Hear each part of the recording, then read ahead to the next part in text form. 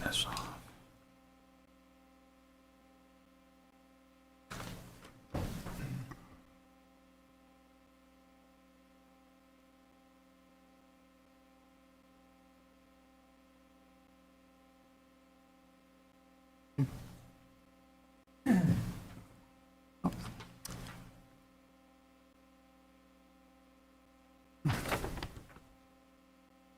Welcome to the September 28th, 2021 meeting of the Town of Victor Planning Board. We'll start with the pledge to the flag. Pledge allegiance to the flag. United States of America, to the republic which stands one nation under God, indivisible, with liberty and justice.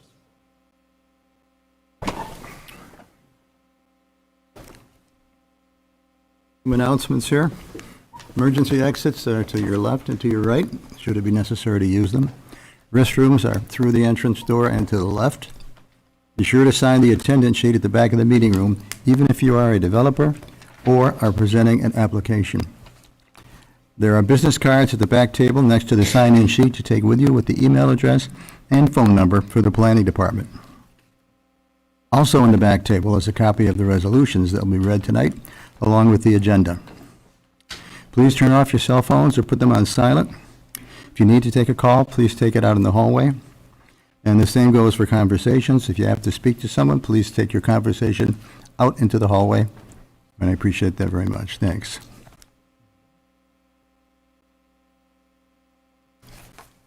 We've got meeting minutes from September 14th. Everybody had a chance to take a look at it? And any questions or comments? We have a motion to approve. So moved. Joe moves. Joe Logan. Second. So, second. I'll seconds it. All in favor? Aye. Aye. Okay. Joe, you're going to abstain? Pardon? You're going to abstain from that? No, I voted aye. You were there? Oh, I abstained, yes, thank you. But I missed you. I read them. And we've received quite a bit of correspondence, all of it having to do with the 1086 Strong subdivision.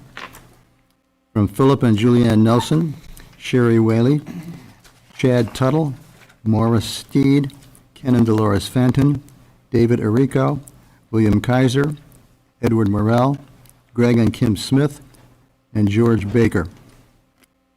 And that was it for the correspondence. And who's going to do what's coming next time? You? You. Kim, what are we doing next time? So your next meeting will be Tuesday, October 13th. I'm sorry, Wednesday, October 13th. Starting with a public hearing for Victor Square parking / entrance improvement at Commerce Drive. Applicant is requesting approval to convert the existing fire access onto Route 96 to a right-in, right-out curb cut along Route 96. And the second public hearing will be for 7275 State Route 96, which is the old Bayless Furniture Building. Applicant is requesting change of use from a furniture business to a manufacturing business. And then any carryovers from tonight. Are there any questions? Thank you, Clem. Yep. The legal notice for the public hearing has appeared in the Daily Messenger, along with under-review signs being posted on the subject parcels. Postcards were mailed to property owners within a minimum of 500 feet from the location for the initial public hearing date of each application. For applications carried over, please refer to the Planning and Building Office. And with regard to the public hearings, I would remind everybody that speakers are requested to limit comments to 3 minutes and will be asked to conclude comments at 5 minutes. Missing anything? Okay. Okay, we've got Mike Guinan is here for town board. Anything to report? I'm not on this. Oh, we're not here as the town. Okay. Any other boards or committees present? Yes? Yvette? I'll speak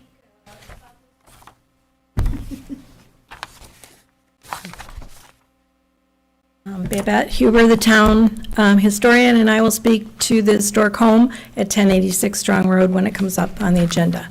Okay, And you all got my memo as well.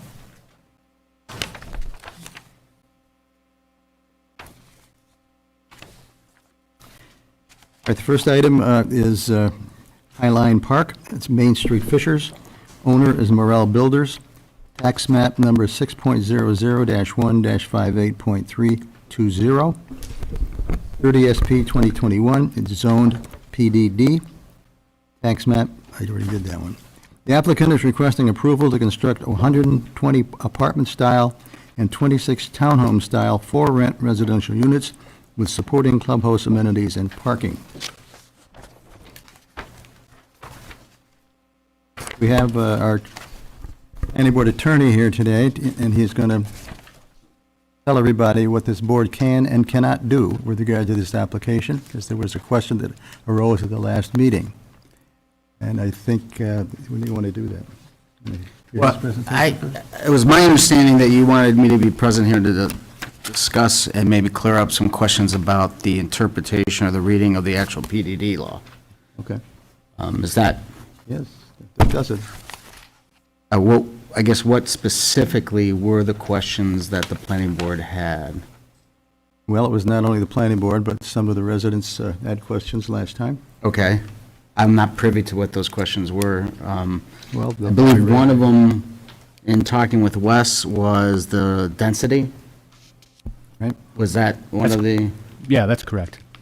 So the law is pretty clear that the density, the residential density for this PDD district is to be 146 dwelling units. The law says that the density to be developed shall be 146 dwelling units. It doesn't say less, doesn't say more. And I believe when this law was entertained by and passed by the town board, it had a clear understanding that that was the density, because I think, in fact, at that time, there was a desire by the applicant to even seek a larger amount of density. So, the law is clear. It's not fairly clear, it's clear that it says that the density shall be 146 dwelling units. Was there another question with respect to how the law is written as to maximum building height? Yeah, that's also correct. For multifamily structures that have greater than 6 units. So the law, if you look at the law, particularly section 211-27.12D, there's area and dimensional requirements that the application shall follow. With respect to maximum building height, there are 3 provisions that basically say, describe what maximum building heights under those scenarios shall be permitted. For a structure within 100 feet of a residential district, 1 story or 35 feet is permitted. The multiple dwelling buildings with more than 6 units shall be 3 stories. Again, it's written to say shall be 3 stories, not less, not more. And then all other locations, a maximum of 2 stories or 45 feet. So those are the 3 permitted maximum building heights allowed in this PDD district. And again, the law, the legislation is clear to those points. There's not really any language in the law that suggests that, those are caps, or that, or they are caps, but that, anything less or more is permitted. It's pretty clear that those are the fixed dimensions and the fixed density requirements. So we as a planning board are limited, very much so, to, if it's going to be approved, it's going to be 3 stories. If it is a multiple dwelling building with more than 6 units, it shall be 3 stories. That's the way the law is written. Again, it's the function of the PDD law is to permit that type of development and that type of construction specific to that district. Okay, I think we'll hear from the applicant, and then we'll see what questions come up from there. Thank you, everyone. For the record, it's Jeff Morel with Morel Builders, and I'll start off this evening with appreciating everybody's time and patience from 2 weeks ago, as well as the public who was here to speak in my absence. We were not able to race from Canandaigua to here in time, so this is a carryover, and I just wanted to acknowledge that I appreciate everybody's additional time. We've reviewed this project a number of times, originally at the planning board, and then had another extensive process through the town board. So this evening, I'm just going to go through a summary of highlights of the project originally, and then also bring to the board's attention the adjustments that were made in the final submission that's before the planning board this evening. If everyone recalls, this parcel was zoned light industrial originally.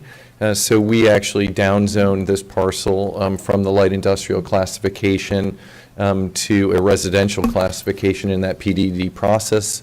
And in doing so, we were able to greatly expand a lot of the environmental sensitivities on the site, namely moving that open space metric now up to approximately 63%.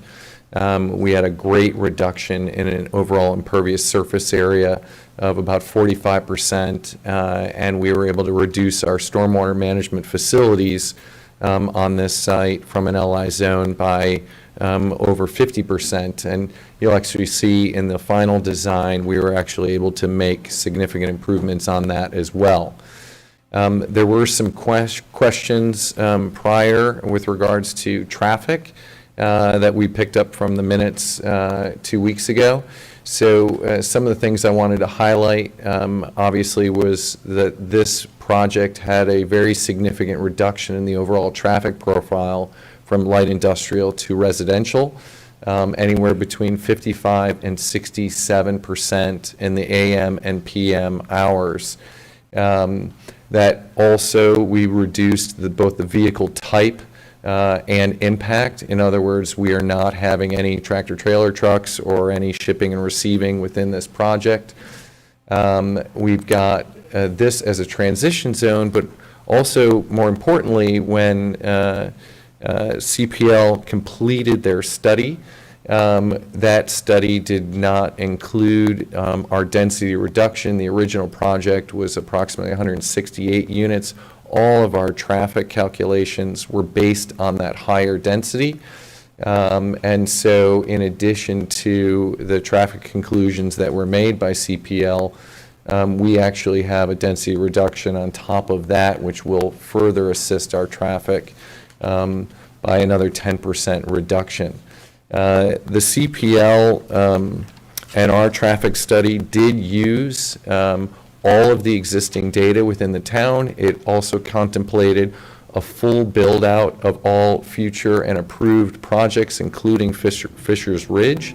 That traffic study did do live in-field calculations with counts, and they did that at all the intersections as requested by CPL. So it was a combination of actual traffic data as well as all the supporting data that had been supplied to the town prior. So the conclusions that CPL had made and completed the seeker process when we moved before the town board were that the proposed development would have little or no impact on the level of service, delay, queue length, and intersections at the intersections studied. So those were a lot of the positives which you would expect whenever you're reducing the zoning impact from a light industrial project to a residential project. And then the last was the planning board and town board requested the market need, and that was clearly identified in our submitted market study. The supply of this housing type is greatly restricted. The demographics that this is catering to is in tremendous growth, and this whole project was designed Within the Victor Technology Corridor, it's fully serviced by public sewer, water, gas, and electric, as you would expect with a light industrial project. And since we presented to the planning board till now, I think the case is even stronger for this housing type, where pricing and costs are today. We can't, as you know, we're a single-family residential firm. We couldn't construct a new home less than $450,000 in the town of Victor, so that gap has been tremendously exacerbated over the last year with significant cost increases in housing and very restrictive zoning in the town of Victor, which leads us to having to convert and downzone a piece of light industrial land to accommodate a housing type that is in tremendous need. Right now, all of the multifamily on the east side is running at 100% with significant wait lists, and I expect this project to be no different as we move forward. So with that, I'll ask quickly for the next slide. If you can remember, this was our very first proposal in the iteration, and we received specific feedback in this area to protect the view shed along this corridor. We received feedback of reducing the number of buildings in this area also to reduce the impact. You can see the length of this cul-de-sac is stretching much more to the north from what's submitted, and we had to look at stormwater management down in this area, and we're happy to report that we've been able to make improvements through the iterative process of engineering to correct a lot of those. So if you don't mind, you can move to the next slide. So here we made that adjustment of opening up that open space here. If people are familiar with the property, this basically rises up to a high point and then drops down towards the back. If you're driving down Fisher's Run into the light industrial project, you can see how it all is descending quite quickly to the back or north of Fisher's Run where Gorbel is. So these are actually sitting in a much lower position. They're up over the hill and then down. And from this ultimate design to, if you can move to the last slide, this is what we've finally submitted. You can see we were able to make additional improvements again. We shrunk this cul-de-sac because we continued to try to assist with as much buffering to the residential area as we could. We've now been able to move our buffering in this area up to 110 feet, which includes 80 feet of completely undisturbed mature woodlands along this line. So we're at about 110 feet or 109 feet to the closest point along our western border.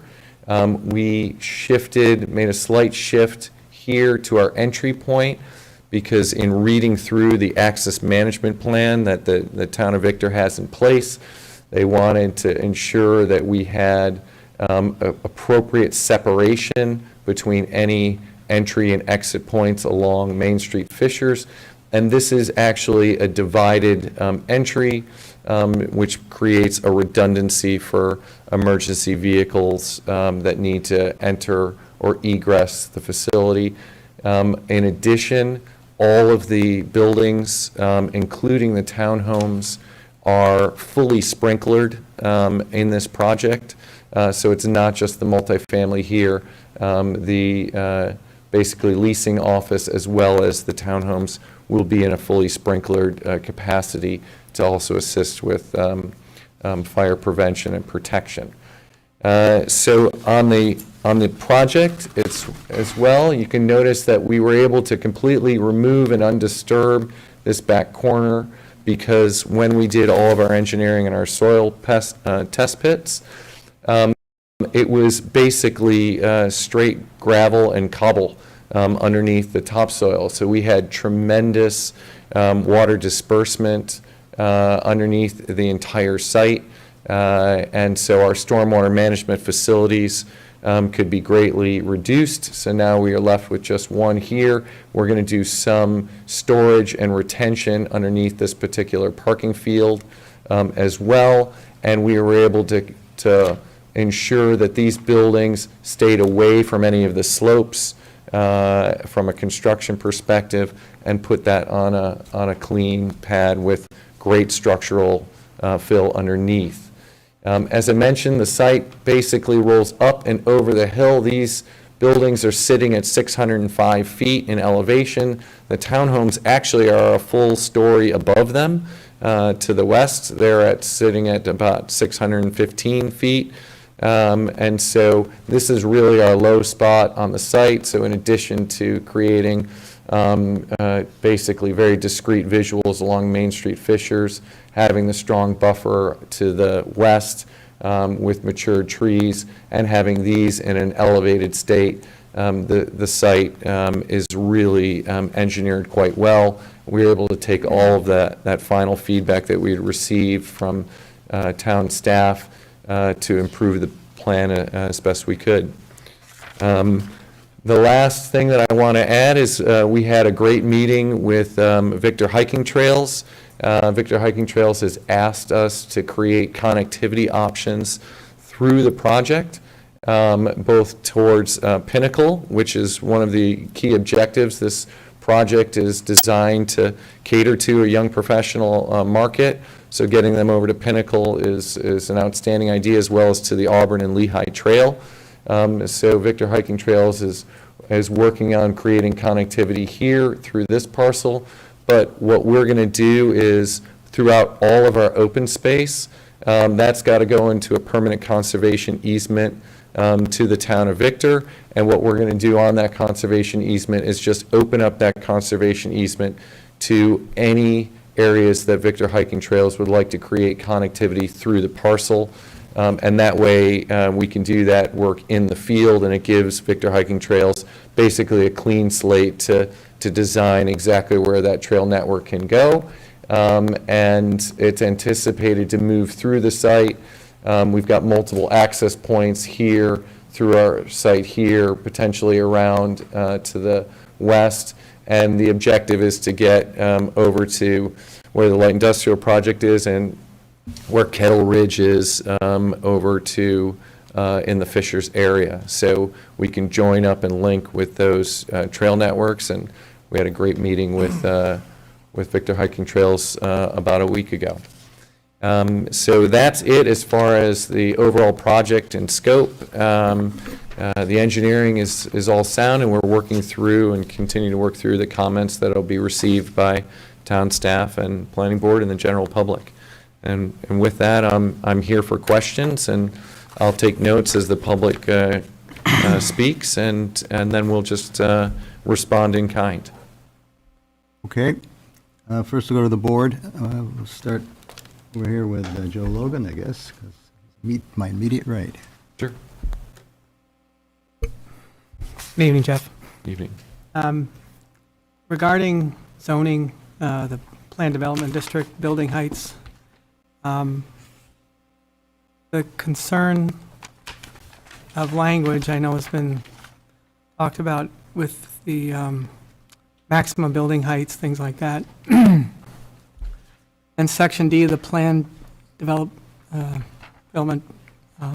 District says that the maximum building height within 100 feet of residential district is 1 story, 35 feet. Then it says multiple dwelling buildings with more than 6 units shall be 3 stories, correct? And then the third one says all other locations maximum 2 stories or 45 feet.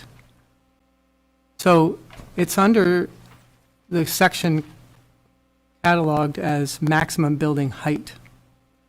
So can you fit a 3-story building in 35 feet? Because that's what it's saying. It says 3 stories, but it doesn't say what height a 3-story building is. No, the 3 stories is not a 35-foot structure. So the way the code is within 100 feet of the residential district. In other words, I can't move the buildings to within 100 feet of the left or westerly property line. So then if you're beyond that, it says maximum 2 stories or 45 feet. So the 35 feet qualifier doesn't apply to D1B under the code. Okay? But it just You're right, says, there is no it doesn't story say, or feet. It just says 3 stories. it just says maximum building height within 100 feet of a residential district is 1 story or 35 feet. Correct. And it doesn't say the number, the size of the, what type of structure it is. It just says 1 story or 35 feet. No, it says 1 story or 35 feet. Okay? So you can either have 1-story building or a 35-foot maximum with 100 feet of a residential district. And the next section, it says, multiple dwelling buildings with more than 6 units shall be 3 stories. But you still have the 35-foot limit, because there's nothing that says what the maximum height of that building is. It just says maximum 3 stories. That's just not right, Joe. Well, it's what it says. I'm just It's saying. not what it says. That's why I read it. Well, unfortunately, that's not how it's written. Okay, It so what says is the that there's maximum? 3 options. There's within 100 feet of a residential district. The height is either 1 story or 35 feet. All right, so. And then, when you have multiple dwelling buildings with more than 6 units, the maximum is 3 stories. There's So- no 35 feet qualifier that applies to that D1B. So how tall is a 3-story building? Can it be 100 feet? Because you have really tall, I'm exaggerating, obviously, but is it 50? Unfortunately, D1B doesn't qualify it by feet. It qualifies it by story. Okay, And I'm assuming there's a commercial standard for multi-dwelling residential structures as to what constitutes a story. so the concern I have then is, right now, we have not gone through and vetted how the view shed is affected by these buildings and how tall they are relative to distance from the adjacent neighborhoods, even the adjacent residences there. Are they going to be dwarfed? When we had the commercial project come through, name escapes me at the moment, but, Conserve, thank you, Lisa. Conserve, they did sections cutting from the development to the west all the way across the site and showed where the buildings were relative in height, floor plan, floor elevations, building roof lines, all that kind of stuff. I haven't seen that yet. I don't know, Jeff, if you were planning on doing that, but I think that's something I would want to see if we're going to be evaluating this.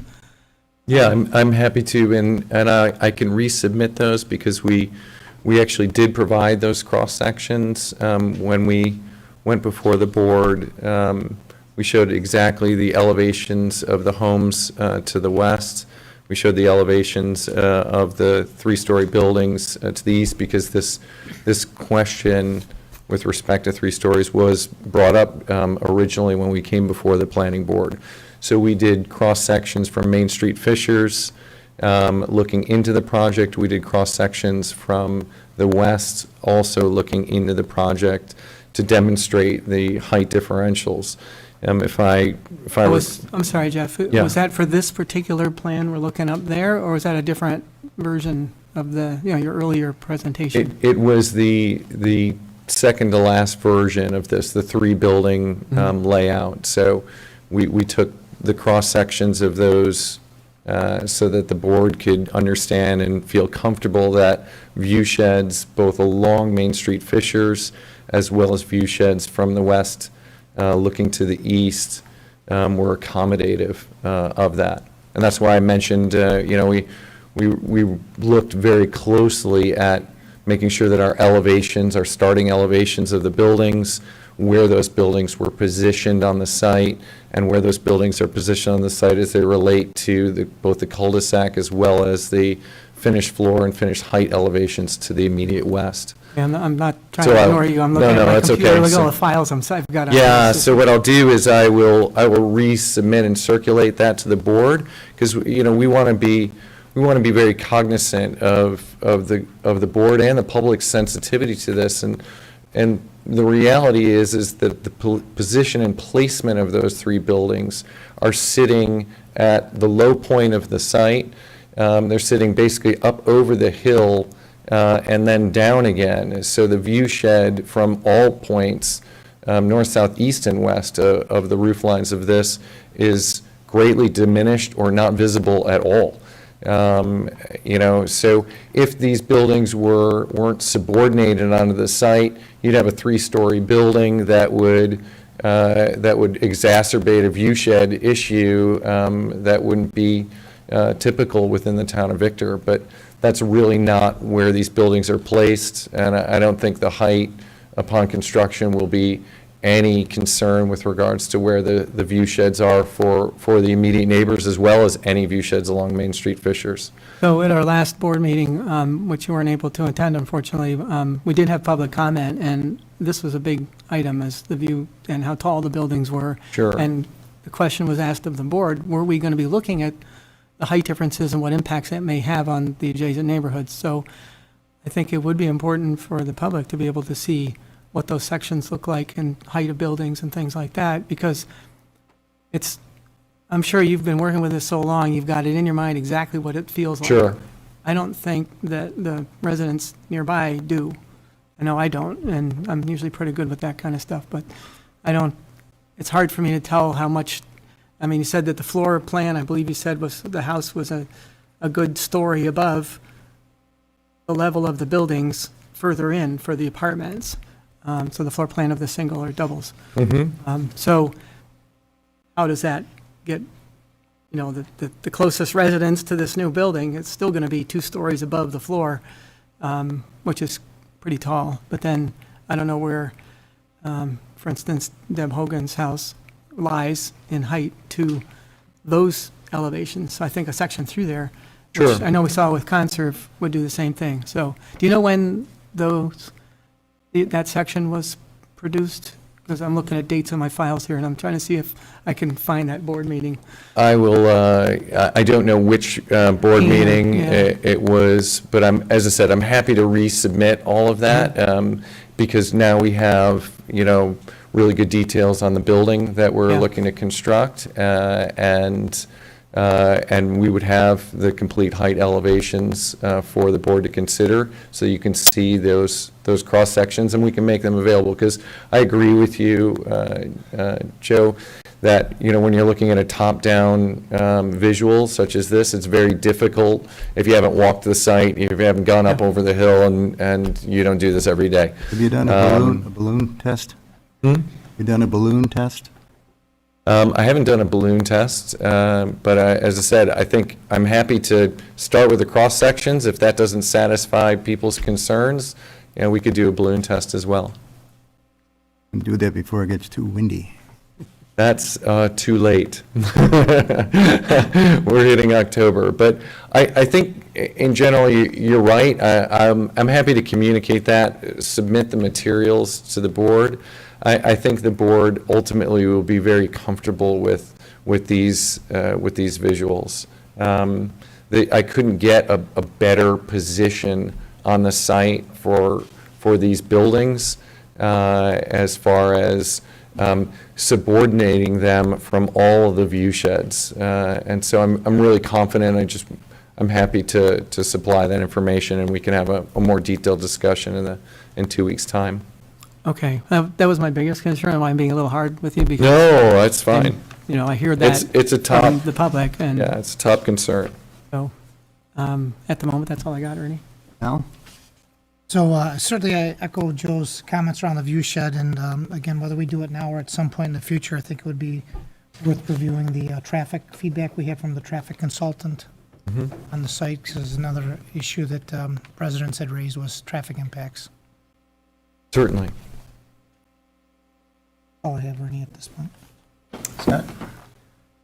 I echo Joe's comments on the view shed, and I think the cross-sections would be very helpful. I haven't seen them or anything prior to this, so it would certainly be educational for me to see that. You explained the drainage, and I wasn't sure from the last time we got together how the drainage was going to work, but now that I know that you have the soil that you described, I understand it. We had another question the other evening when you were scheduled to be here concerning the entrance, and I suspected that the split entrance would satisfy potentially the fire chief. Have you confirmed that that's the case with respect to fire code? Yeah, we haven't received, basically what the fire marshal has requested and reiterated is basically, everything needs to be sprinklered, per code, once you get over 100 units, and that's why I mentioned that issue. Are you And- subject to two entrances, or does it? We're not. It basically says if you have a single entrance, it must be, all facilities must be sprinklered. Okay. I have no more questions. Joe? I share Joe Logan's concerns with the view sheds. I appreciate the fact that you've got that 100-foot buffer, 100-foot plus on the west side. That is all hardwoods, though. So in the cross-sections that you submit, could you do something that would show the view shed from, say, December when there's no leaves on the trees? Okay, yeah, we can try and do that. Okay. It's the latest section that you produced. Yeah, I think that was one of the cross-sections, correct. Yeah, so total distance from the west, I think, was over 580 feet from here to here. As I mentioned, we couldn't calculate the wood stand off property, but we were able to calculate the wood stand of undisturbed on property. This is a mature wood stand, and we have 80 feet of undisturbed woods, as you mentioned. Although it is deciduous, it's still 80 feet thick. It's not a single hedgerow. So you're coming across the elevations here. You're going through. This is sitting up at approximately 616 feet, and this then drops down to right around 600 to 604 in total. So, as I mentioned, from a overall cross-section and view sheds, and I think we also provided some specific renderings so that you would have an ability to see along Main Street Fishers as well as east to west.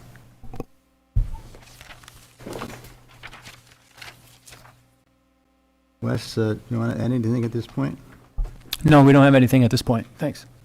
Good. Did I see, we're waiting for Labella comments. Yeah, we're still working on our comments. We're evaluating the sanitary sewer. Those will be forthcoming. Thank you. Else, Frank, at this point? Okay, we'll open it up to public comment and questions. Thanks, Ernie. Yeah. Go ahead, with your hand up. Come on up. I did not catch where on Main Street Fishers this is. Well, come to the microphone so you can be part of the record. Your name and address, please. I'm Tom Orr, and I'm on Strong Road. Where on Main Street Fishers is this? I don't know where.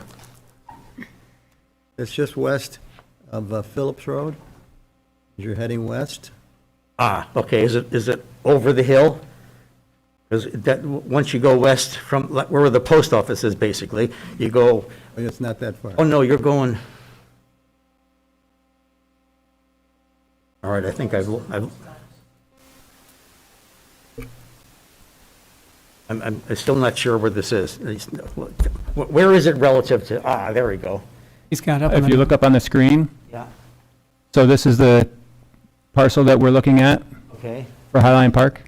And let's see. This is the intersection of 96 and Main Street Fishers. Aha, This is Phillips Road and Main Street Fishers. okay. And this is the project parcel we're looking at. Excellent, thank you. You're welcome. Okay, any other comments, questions?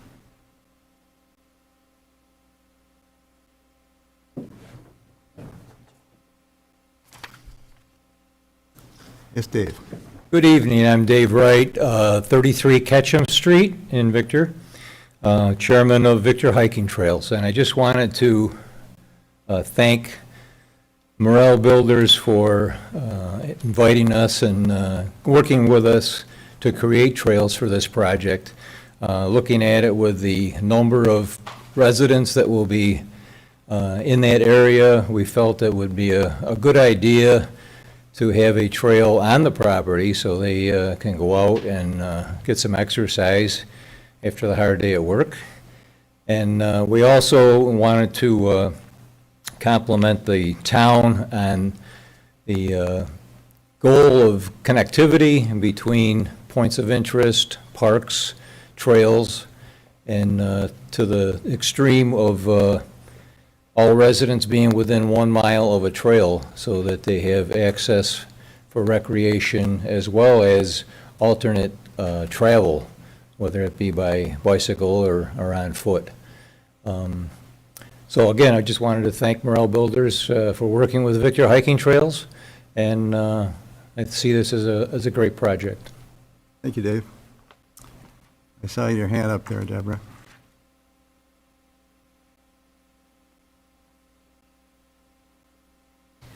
Deborah Hogan, 580 Sour Farms Drive. I have several comments. First of all, I do want to thank the Morels for working on putting in a residential district. I've said this before, but I'm thrilled that it's going to be residential versus a myriad of things that could have been. So I thank you. Could you for pull the that. microphone a little closer to yourself? Sure. The second thing is, I've been told by many, many people that the Morels are very good citizens and like to work with Victor residents. So I have a few suggestions, and hopefully they'll take them into consideration, as will the planning board. So can you put up that last diagram he had of the layout?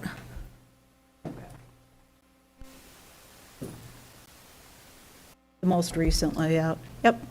So the first suggestion is this, and I don't know if this is possible, but it would be wonderful if it was, which is to flip that U so that the open space is not here, but it is where building 1 is. And the reason I say that is from having lived in Farmington while I was building my house, I was in a single-story townhouse, just like this, and across the street from me was a 3-story building.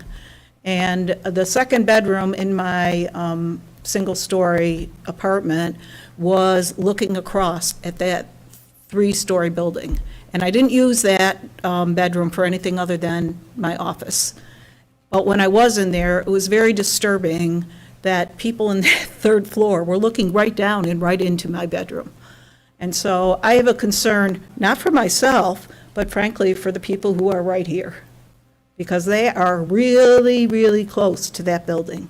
So if that any way could be reconfigured to turn that U, that would be a real positive for the residents. So that's the first suggestion.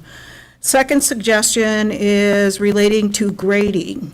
And I got all the diagrams, but trust me, I'm not an engineer, so I'll admit that up front. But I was very worried when I saw that there's 18.6 acres of forest there currently, and there are 12.5 are going to be disturbed or torn down. There's only going to be 4.8 acres left when they're done.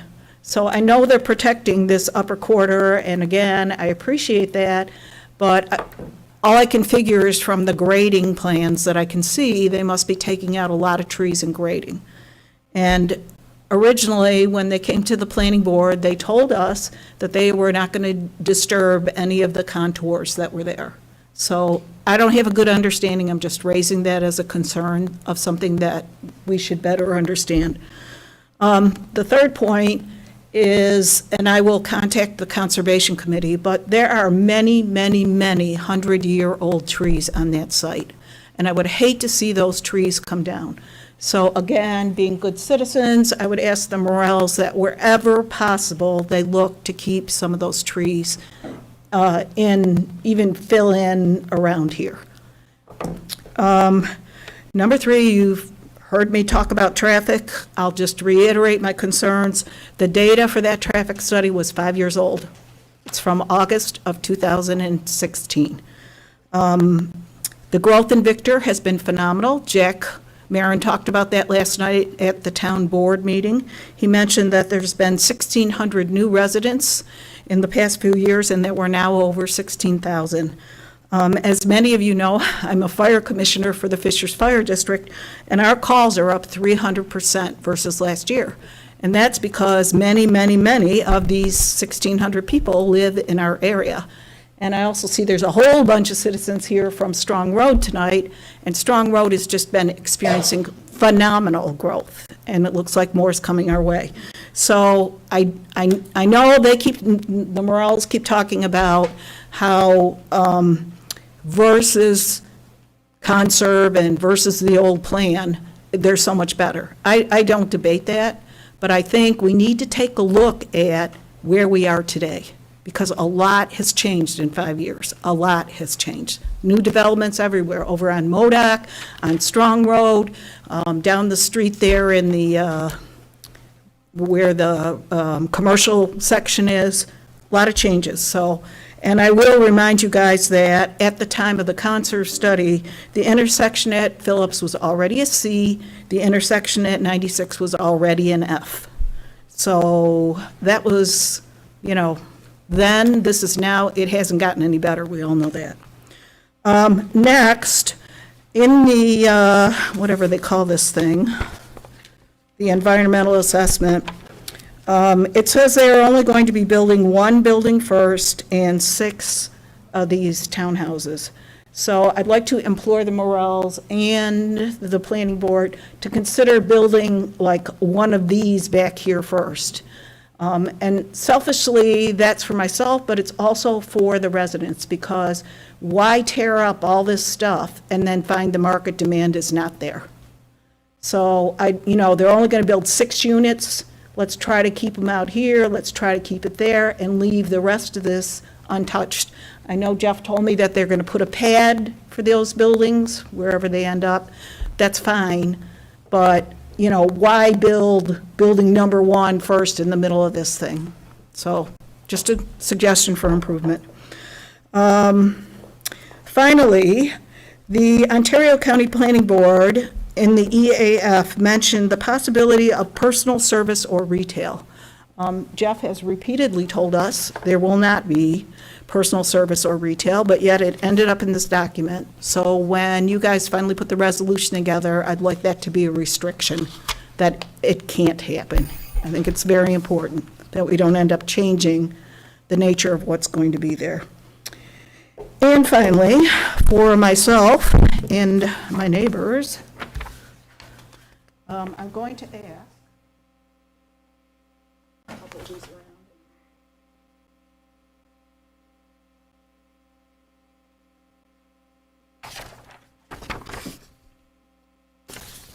So I'd like to request that you consider putting some pine trees as a buffer, you know, build a berm, add some pine trees as a buffer next to our property, because those are all deciduous trees. And Joe, I appreciate what you brought up. I have the very same concern that when those leaves are down, you can see all the way to Gorbel today.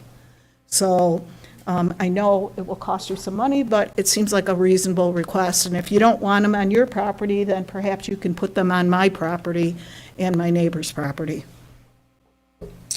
And the last thing is, I had the same concern about the line of sight and the 35 feet. I hear what the lawyer's saying, but I'm concerned that that could be an issue. Thank you. Thank you, Deborah. Anyone else wish to speak, ask questions? Yes, Ms. Sharp. Yes, all my things have been answered by your attorney, but when you started the meeting, you said emergency We know who you are, exits. but for the record, your name and address. Oh, Enrica Sharp, Fishers Road. So you said 2 emergency exits here and here. And I know he doesn't need that extra road because he's got sprinklers everywhere. But in an emergency, shouldn't he be able to get out there to Fishers Run so people can come out to the other light and things? That's all I have to say tonight. I just think an emergency road would be good. Thank you. What else? Okay, this is not the last public hearing. There'll be additional opportunities to ask questions or make comments. So for tonight, we're going to table this and see what happens the next time it comes up. The next item on the agenda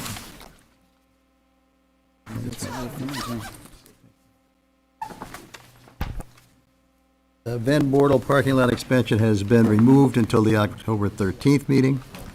So we go to Tabayong, am I saying that right? Tabayoyon. Tabayong, in in-ground pool at 8065 Barony Woods, Owner is William Tabayong.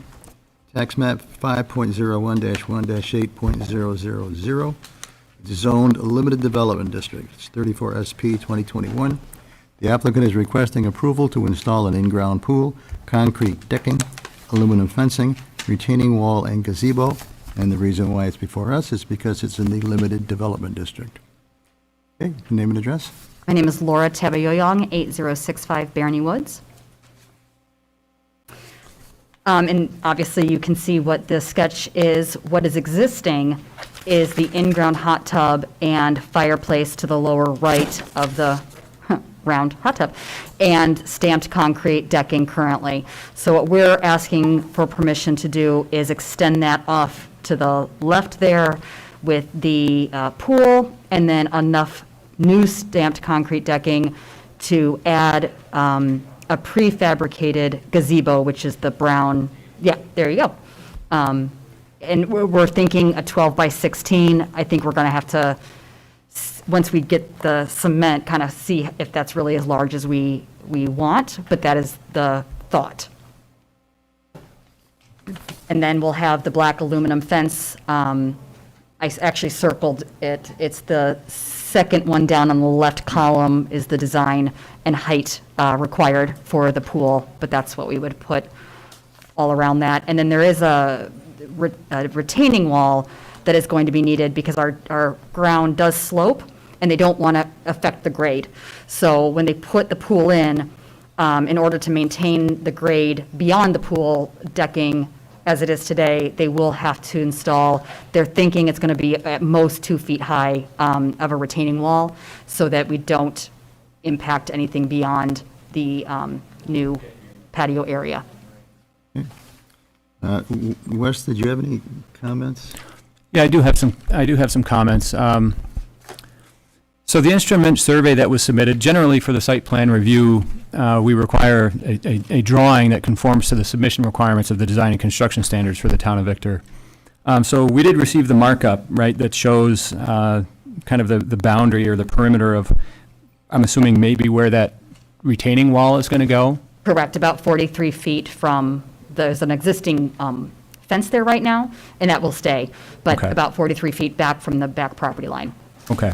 And so are there any details on this retaining wall that you can provide to the town in terms of, for example, what types of drainage might be incorporated in with that I don't retaining have wall? that. I do have an email that came very last minute. Unfortunately, it's not, this came from our contractor for Imagine Concrete, and I sent it very late because he didn't.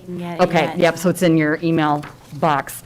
Because he spoke with Al Benedict. And it says, and Al said he was fine with the conversation, but to supply a written summary of what was discussed. And it's as per our conversation regarding the retaining wall at our address. At this time, we are unaware of the full details of the necessary height and length of these walls until the pool is installed. However, as I stated, the walls are constructed in a manner that one side of the wall will be the necessary height of the pool project, where the low side will be the existing grade of the lot as it sits now. We will not be changing the grade whatsoever. If there are no grade issues now, I guess he was more concerned about the grade. Yeah, so unfortunately, I don't know anything about the draining specifically, but it sounds like until everything's in, we're not even sure how tall this is going to be exactly. He was thinking at most 2 feet or even how long. But I don't have any details about the draining. Okay. So we're not able to, Labella, we weren't able to evaluate what might happen to surface water drainage, right? It kind of sounds like on the downslope side of that retaining wall, the grade is going to remain unchanged. Correct. Generally. I'd be interested to find out if there's any drainage kind of being installed behind that wall, where that might be directed to. Maybe that's something that your contractor could follow up with the town's code enforcement officer on. And then with regard to, is your house on septic? It is. Okay. Where is the septic? In the front yard. It's in the front yard. Okay. So this is nowhere close to where your septic system is. Okay. Correct. All right. Those were the comments from Labella. Hey, thanks, Wes. And we do have a letter from LaBelle. It's dated today's date, which is in your additional materials. Hey, Scott, you got anything? I agree with Wes's comment on the drainage. It's difficult to extract from the drawing you provided just how things drain on the site. Question I had relates to the 43 feet that you show on the drawing. Yes. Isn't the distance closer than that? What is the 43 feet drawn to? There's an existing wooden fence between us and our neighbor back there, and is to the property line. I drew a line from the word area through the 2 and the 6 at 126.63. Couldn't I have a shorter distance than 43 feet? I mean, we measured it ourselves, and that's what it was. It looks like you're closer than 43 feet to the neighboring property. I guess that's the point that I'm I making. mean, I guess we probably didn't do it, you're correct. If we went to the far left, we'd be slightly closer on that edge. I see what you're saying. I don't have any other questions. Okay, thanks, Scott. All right, would you like to sit down? You've been standing for the whole meeting so far. Okay. Oh, Joe? I have no comment. Thank you. And Al? No questions. Joe? The other Joe? What type of retaining wall do you suspect that, or expect that they would be constructing? Is it a segmental block like a keystone or something, or concrete, a permanent installation, or they don't know yet? It's pavers type blocks. We don't know yet. I mean, we haven't discussed material. All right, that's obviously something that Wes, I would assume, would need to review as it comes forward. Ideally, we would like to see a detail of that retaining wall.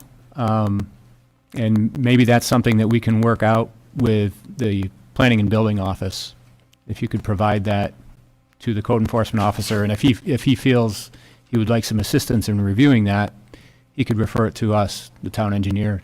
And just so you know, our contractor is very open to working with you all directly too, because obviously I'm the middleman here, and he, like I said, spoke with Al, and so he's more than willing to work with whoever he needs to give you guys the information. Yeah. And I guess one of the concerns that I had is looking at an aerial photograph, it appears, so to the south of your property, there's another residence, is that right? Correct. Okay. So it's kind of sloping down, so your rear yard, I assume, is sloping downhill towards that residence? Correct. To the south? Okay.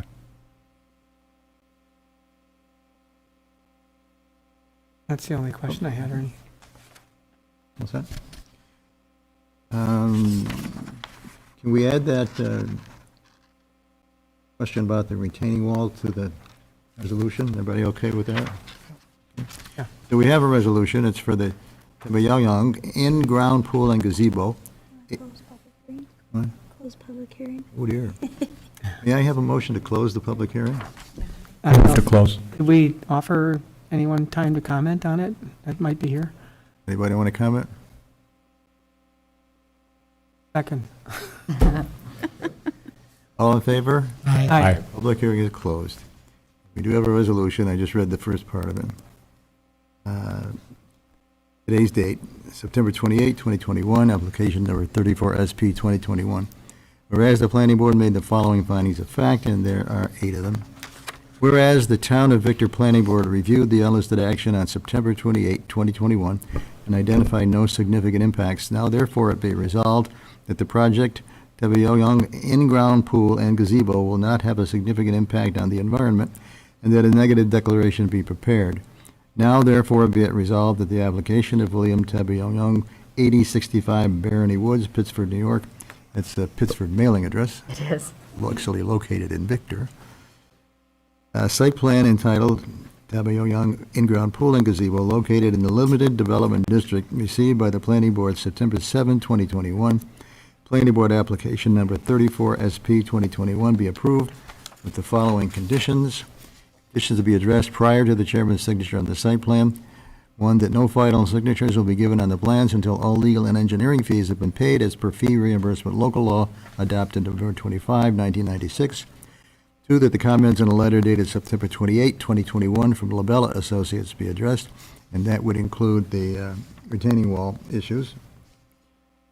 Ongoing conditions: 1, that the site plan comply with the Town of Victor design and construction standards for land development, including Section 4. 2, should an underground stream be encountered during construction, the developer is to address the encroachment and impact to the underground stream to the satisfaction of the town engineer. And 3, that a building permit be obtained for the pool prior to installation.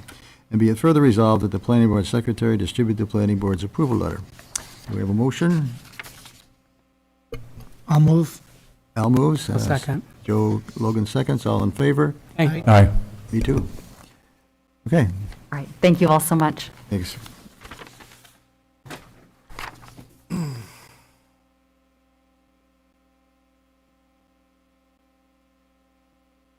The next agenda item is the Calhoun Chiropractic Wellness Center, 81 Victor Heights Parkway. Owner is John Hoff. Applicant is Dr. Justin Calhoun.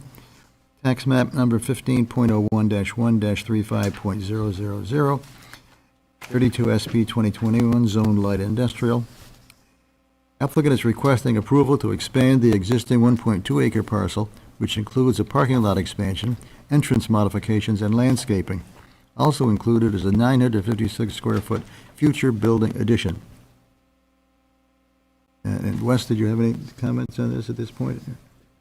Yeah, I'm happy to listen to what the applicant might have to present. So we did take a look at the plans, and we were looking maybe for, we didn't find any lighting cut sheets, catalog cut sheets for the proposed fixtures, and there appears to be maybe an LED wall pack detail on the detail page, and just wanted to be sure that that is accounted for on the lighting plan in terms of lighting intensity. We didn't see the LED wall packs on the lighting plan. And then the landscape plan, we just wanted to get some clarification in the plant schedule, as the call-outs didn't appear to be in the plant schedule, and that's pretty much it. Okay. Is anybody here for that project? Good evening, Alex Hammering with Costage Engineering Offices, 217 Lake Ave. Also with me is Dr. Justin Calhoun. Do you want an introduction, or are we going through comments, or? Probably an introduction to the project would be great. It's pretty straightforward. I think the advertisement outlined it fairly well. I think he was before this board in April of this year, obtaining a special use permit. He is under contract to purchase it. Would be his second location, looking to expand, obviously. This opportunity kind of came in front of him. It was, I believe, some sort of machine shop, but a decent-looking building that could use some upgrades, obviously. In addition to the site plan, we're also looking at architecture. We did submit elevations. I believe on Zoom is someone from Hanlon Architects, who is the architect of record for the project. The big thing was kind of moving the primary entrance into the building to the southwest corner. They're doing some tweaks to the layout to obviously better facilitate the equipment they use for their practice. It also kind of centers the entrance on the two parking fields, so it's central. We've received a number of comments from various staff members. Most of them were pretty technical and items we're comfortable addressing. I believe the landscape consultant, the Labella architectural review comments, the fire marshal, code enforcement, Al chimed in on the parking code requirement, which I think was 200 square feet per parking spot, so we were okay there.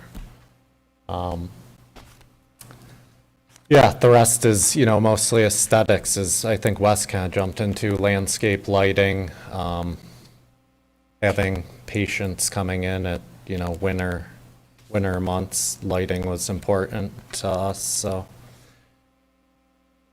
I'll, I think, kind of conclude formal comments, so. Okay. Go to the board. Joe Logan, anything? No, I think this is a good change of use. I think dressing up the building is always positive, and I have really no objection to the project. Sounds like a good application, so that's it. I agree with Joe's comments. I don't think I have any questions. I went through and looked at the drawings. I think it's a very nice upgrade going on up there. I agree, and the elevations, it's a good-looking building. Okay, anybody from the public wish to speak or ask questions? Hearing none, we'll entertain a motion to close the public hearing. So moved. Joe Logan moves. Who's Second. Joe Limbeck seconds. All in favor? Aye. Public hearing is closed. We have a resolution. It's for the Calhoun Chiropractic Wellness Center, 81 Victor Heights Parkway. It's today's date, 9/28/21. Application number 32 SP 2021. Whereas the planning board made the following findings of fact, and there is a correction in the findings of fact in number 5. It should read, the action is classified as a type 2 pursuant to the New York State Environmental Quality Review Act regulations, and the applicant provided Part 1 of the short environmental assessment form. Otherwise, no changes. Whereas the Town of Victor Planning Board reviewed the unlisted action on September 28, 2021, and identified no significant impacts. Now therefore be it resolved that the project Calhoun Chiropractic Wellness Center will not have a significant impact on the environment, and that a negative declaration be prepared. Now therefore be it resolved that the application of Justin Calhoun, D.C., site plan entitled Calhoun Chiropractic Wellness Center, drawn by Costich Engineering, dated August 24, 2021, received by the Planning Board August 26, 2021, last revised September 20, 2021, Planning Board application number 32 SP 2021 be approved with the following conditions. Conditions to be addressed prior to the chairman's signature on the site plan. 1, that no final signatures will be given on the plans until all legal and engineering fees have been paid as per fee reimbursement local law adopted November 25, 1996. 2, that the comments in the letter dated September 28, 2021 from Labella Associates be addressed.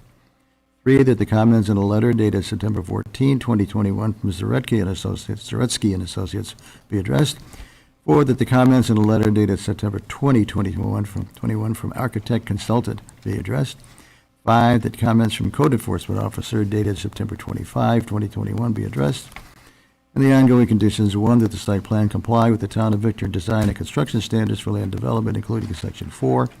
2, that a building permit be obtained before the start of construction for the future building addition, and be it further resolved that the Planning Board Secretary distribute the Planning Board's approval letter. We have a motion to approve. So moved. Is that Joe? Joe Logan moves. Second? I'll second. Scott seconds. All in favor? Aye. Aye. Okay. Thank you.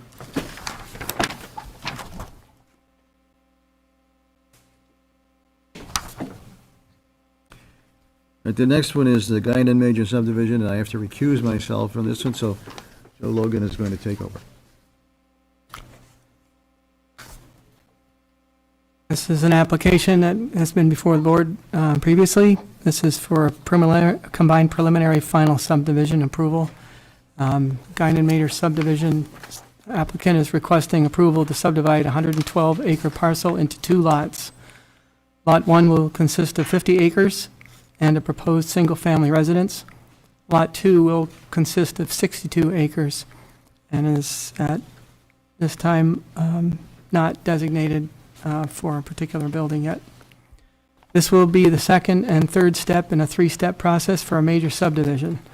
And this is a major subdivision because it's the 4th and 5th lots subdivided from this overall parcel. 5th lot making it a major subdivision. Sketch plan was acknowledged complete July 13th, 2021. And the applicant here.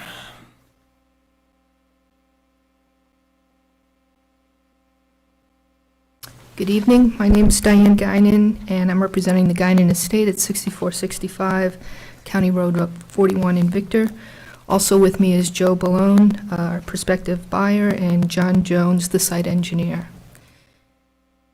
If you could go to the next slide.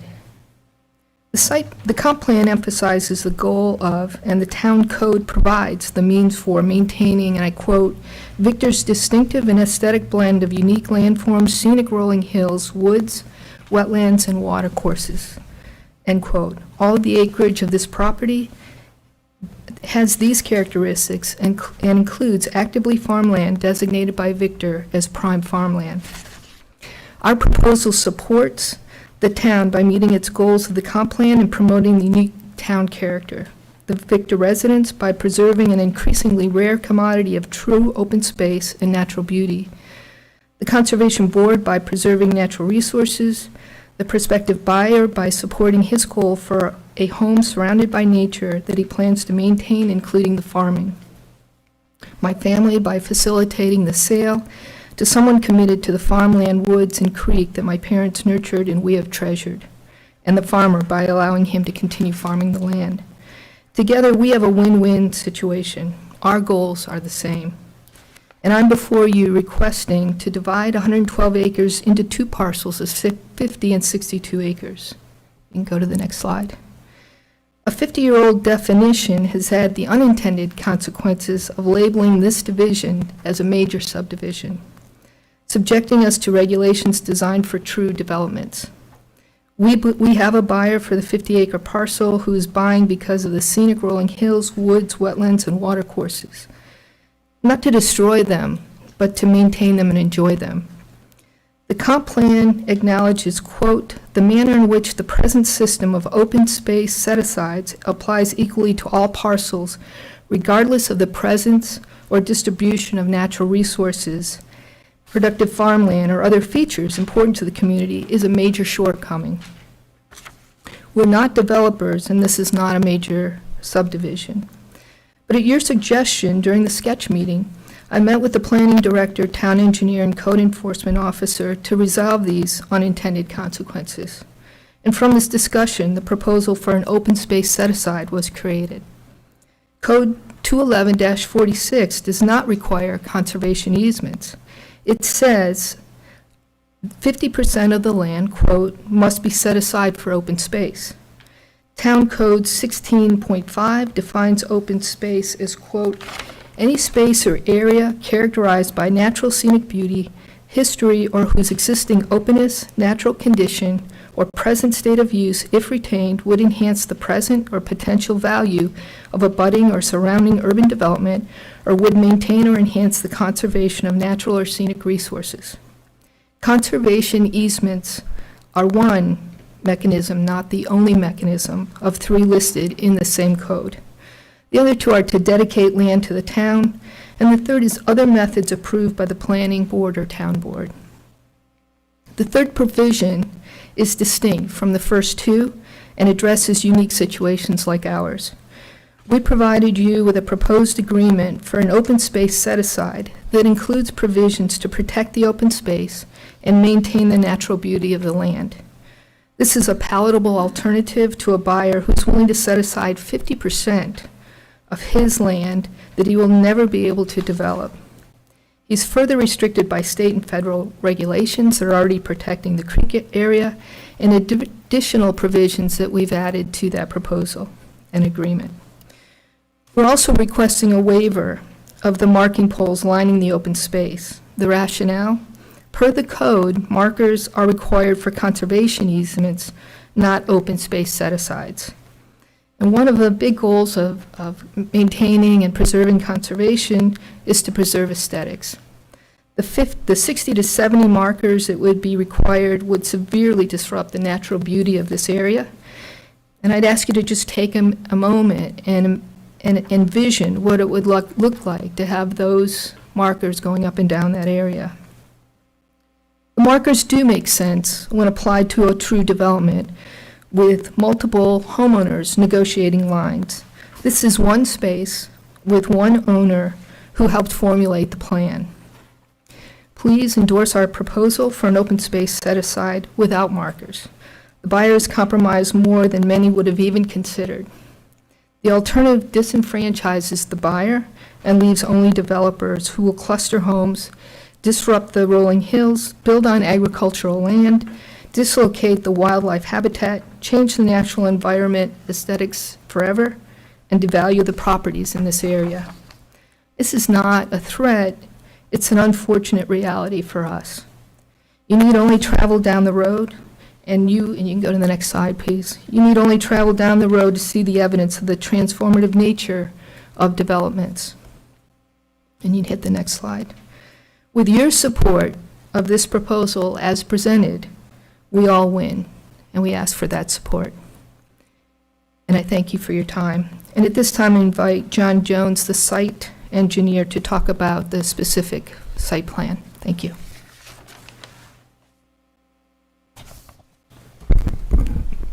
Good evening, everyone. Like Diane mentioned, this is just a two-lot subdivision. Proposals to subdivide 112 acres into 50 acres and 62 acres. This project's located at 6465 County Road 41 and is zoned R2. With the proposal... Excuse me. It might be possible for you to take your hat off. Sure, yeah, sorry. The other thing is, could you just identify yourself for the record so that Lisa has it on hers? John Jones with Marks Engineering. Thank you. The proposed lot for construction will be a new single-family house with a new driveway, on-site wastewater treatment system, proposed water service from the main on County Road 41. We received town and county comments on September 20th, provided written responses to those comments. We received late this afternoon comments from Labella. Upon review of those comments, we don't notice anything major. With that, if there are any questions specifically for the site plan, I'd be happy to answer them. At this time, what I think we'll do is have Wes give a kind of an introduction as to where this project has come from and how we got to this point, because I'd like to refresh everyone's memory, including mine, because I missed the last meeting. Not that I haven't had conversations with Wes about it, but I think it would be good for the public and the rest of the board to recap at this point what you're about to, or what you have been speaking about. So, thank you. Thanks, Joe. Some of the details that I was going to go over have been specified already tonight by the applicant. So this project initially came in as a sketch plan review, and there was some confusion as to whether or not this subdivision was going to be a major subdivision or a minor subdivision. Just through technicality of the town code, it is classified as a major subdivision, therefore is required to provide 50% open space. And as was already articulated tonight, section 211-46 of the Victor Town Code mentions that there are 3 avenues to provide, that an applicant can use to provide that open space. Number 1 being a conservation easement. Number 2, they could dedicate land to the town. Or number 3, another form of documentation or other methods with approval by the planning board and or town board. So back during the sketch plan review, it was our understanding, based on testimony by the applicant, that maybe the buyer wasn't interested in having a conservation easement on the land, and they wanted to find out, so we suggested, well, why don't we look at this last method, this other method, with approval by the planning board. And so what I suggested for consideration by the applicant is there's a provision in the town code already that protects environmentally sensitive land, and it mentions that from the center line 75 feet from the center line of a stream, year-round flowing stream as documented on a USGS topographic map, must be preserved, or you cannot construct or create any impervious surfaces within 75 feet of the center line of that stream. So if you look at this project parcel, there is a stream that goes the length, that kind of meanders a little bit, so there's that 75-foot swath that would seem to already be protected in kind of perpetuity based on the way the language of the zoning code is written. So there's a certain amount of acreage that likely that 75-foot swath will provide in terms of open space. But I don't think that gets the applicant quite to the 50% that's required. So we also suggested, we asked the question if any land was going to be actively farmed in the future, And my understanding is that there is going to be some farming continuing to take place, and that perhaps maybe some form of cross-hatching or shading on the subdivision map be shown over that 75-foot swath, and then maybe some other areas that are strategically located to help document in a map that will be filed in the town or in the county clerk's office showing, okay, well, here is the designated open space. So that would be in lieu of what often we see here at the planning board as being a conservation easement, that also gets those conservation easement marker boundaries, and a separate easement would get filed. So I think they've provided a drawing that kind of shows this, right, already as part of the subdivision. What you see up in front on the screen is actually the site plan, right, that shows a portion of that open space. I'm not sure if Susie, if you might have a copy of the subdivision plan that shows the entire parcel. If not, that's okay. There's one? Okay.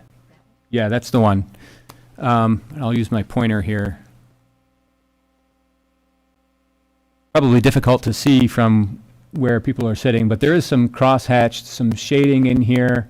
This is County Road 41, and there's some shading in here. You can see this stream that kind of meanders down through, and there's some shading around that to kind of show what they would like to, designate as open space.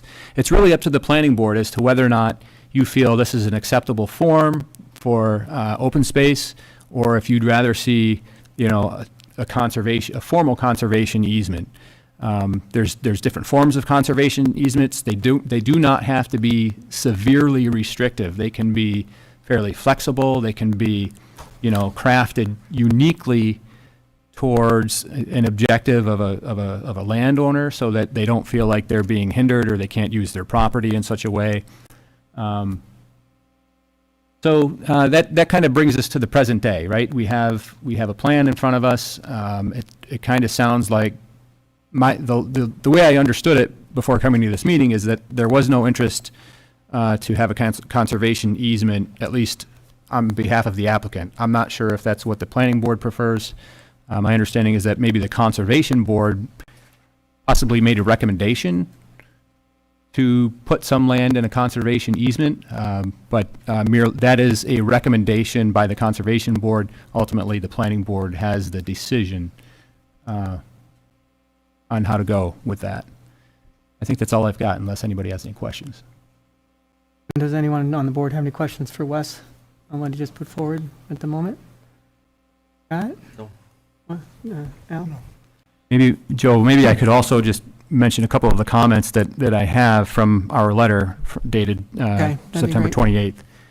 There is a natural resource inventory in the town of Victor, and a portion of this project has been identified in that NRI as having a co-occurrence area, meaning that there are co-occurrences of these natural resources. There's a wetland, there's a forest, there's a stream, and I believe also a floodplain. And for that reason, there was identified a co-occurrence area here. So, that's something that maybe in the past the town has looked at a little more in terms of, oh, well, we'd like to preserve this area. Well, the map that you see on the screen encompasses a bunch of that area, but I can't be completely sure that it encompasses all of it. Since there is a NWI wetland on the project parcel, it's noted as being 8.6 acres. I don't think we have a delineation of where exactly the wetland boundaries are, but based on historical aerial photography, the NWI, there is a federal wetland there somewhere. So that might play into your decision on, where you'd want to see this open space preserved. So I guess that's all I'll share for the environmental features. Thanks. Thanks, Wes. The Conservation Board did have a meeting on September 7th. I don't know if anyone's in the Conservation Board is here, but I can read their comments. And the board has these, I'm sure. Says, while the Conservation Board does agree with the sole landowner approach for this land, and finds this solution to be amenable to the town comprehensive plan, there are inherent risks that must be weighed when utilizing an open space requirement in this situation. In particular, the threat of defeating the statute of a conservation easement for future developments and projects. Therefore, the Conservation Board recommends the use of a site-specific conservation easement as opposed to an open space requirement. And that's the extent of their comments. So I have two thoughts about this, and I'll open it up to the board as well. I think it's great that there's a buyer that would like to keep this as I guess I'll call it the balance of the land undeveloped. I think that's what the goal was with this application, was to take the 50-acre lot and put one house on it and leave it all as undeveloped now in perpetuity. What does that say for the rest of the 62 acres on the other side? And I don't know whether that 50%, even if you don't designate it as a conservation easement, what could happen to the other lot in the future? And where does all that 50% for both combined lots go? Well, so a couple of things. We were pulled from the slate and the Conservation Board in the last meeting, so we weren't able to discuss the options. We were told they would get back to us and try to come up with a compromise, and we've received none, but put together in writing a proposal that does create restrictions on that area that's shaded. And obviously, if there are other areas such as wetlands that are protected, that just means there's more protection than that's there.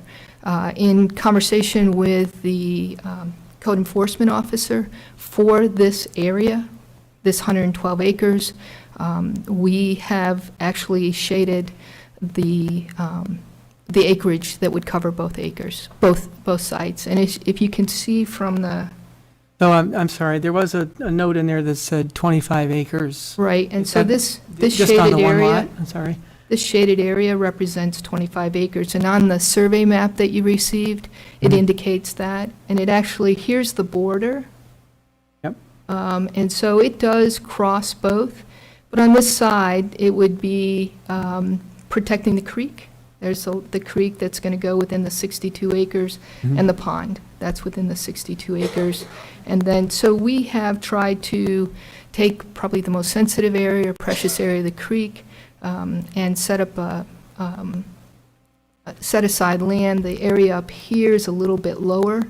As you enter off the street, it also will maintain what the comp plan suggests of keeping the natural character of the town, and so the frontage is protected from development. And so it just seemed like all the things that we were told were important and achieved by a conservation easement would be achieved. When I asked the Conservation Board, what is it in the easement that makes the easement different than what we're trying to do, the response I got, it's the way we've always done it. And so I'm asking you, there is this third provision for a reason, and this is more, I believe, a unique situation, not a typical situation. And if it were a development, I could understand pushback, but I think I do believe this is an unintended consequence of the 5 parcels. When you have one parcel that's 50 acres and another that's 62, and that 50-acre parcel alone could house 16 houses. And so if we take away the desirability from a single-family owner that has jumped through many hoops, I'm not sure there's going to be another that follows, and then what follows is a developer. And I'm not sure if we're talking about conservation, that 16 homes could possibly give us the conservation that this one homeowner would give us. In addition, this is the farmland, and that farmland, he would continue to allow the farmer to continue farming the land. It seems to me that it's different. People fear different. They fear the precedents that it might set, but I would argue if another landowner came in to put a single-family home on 50 acres, it might be a reasonable precedence to follow. And if it doesn't match that, it hasn't set a precedence for a developer coming in that wants to put in 16 houses on that acreage. So I appreciate that, and it's a good definition or explanation as to what the goal is for that 50 acres. The open space requirement for the 112 acres is 31 acres. If you read the response from the code enforcement officer that I think we received, and I think it's in yours, he explained the 25 acres. So We met with him twice about that issue. Yeah, I also had this question, Joe, because it was a little confusing to me as well. But Al Benedict, in his memo dated, let me just make sure I get the date correct, September 22nd, he outlines, and I can read it here. It says, Section 21146 indicates that 50% open space is required for major subdivisions. This code section does not indicate how to address open space in later years when a parent parcel is eventually subdivided into 5 or more parcels, major subdivision definition. It is my opinion that, as in this case, the 5th or developed lot is subject to the 50% open space. Thus, the 50-acre parcel, Lot 2B, is subject to the 50% open space requirement. There, I think that's where, as code enforcement officer, he's getting his interpretation that it's got to be 25 acres. And then Lot 2A will be subject to open space requirements upon future subdivision. So if you go ahead then, and that's an interesting perspective, and I could agree with that, but then what do we need to do with the other 62 acres to assure that that then is subject to the 50% open space? I mean, does that mean that you take the property that's shaded on that 62-acre parcel and subtract that from the open space requirement of that? Because you're... May I respond to that? My understanding from discussions with him and reading that, the issue would become if it were further developed. But if it were sold as a single-family residence like the first one is, it is a 4th division, and it is not, it's not a problem to sell that land, as is if we approve the subdivision tonight. It is taking care of the requirement. If a developer came in and wanted to subdivide that and create a development, they'd have to come before you, and that's a whole another issue. But as a lot, that's the 4th lot. Which one's 4th lot? Well, The this one is you're not 4th. selling or the one you are selling? This is 4th, this is 5th. But again, if you go back to Al's memo, it would suggest that the land that is being set aside can come from both parcels. I think that's in that also, isn't it? Yeah, it says, while Code Section 21146 does not indicate where or which lots the open space is required to be on, it is my opinion that designated open space can be part of any lot under control of the applicant. In this case, Lot 2A and Lot 2B. My concern is that if and when Lot 2A is subdivided in the future, that this lot is already encumbered by reserved open space.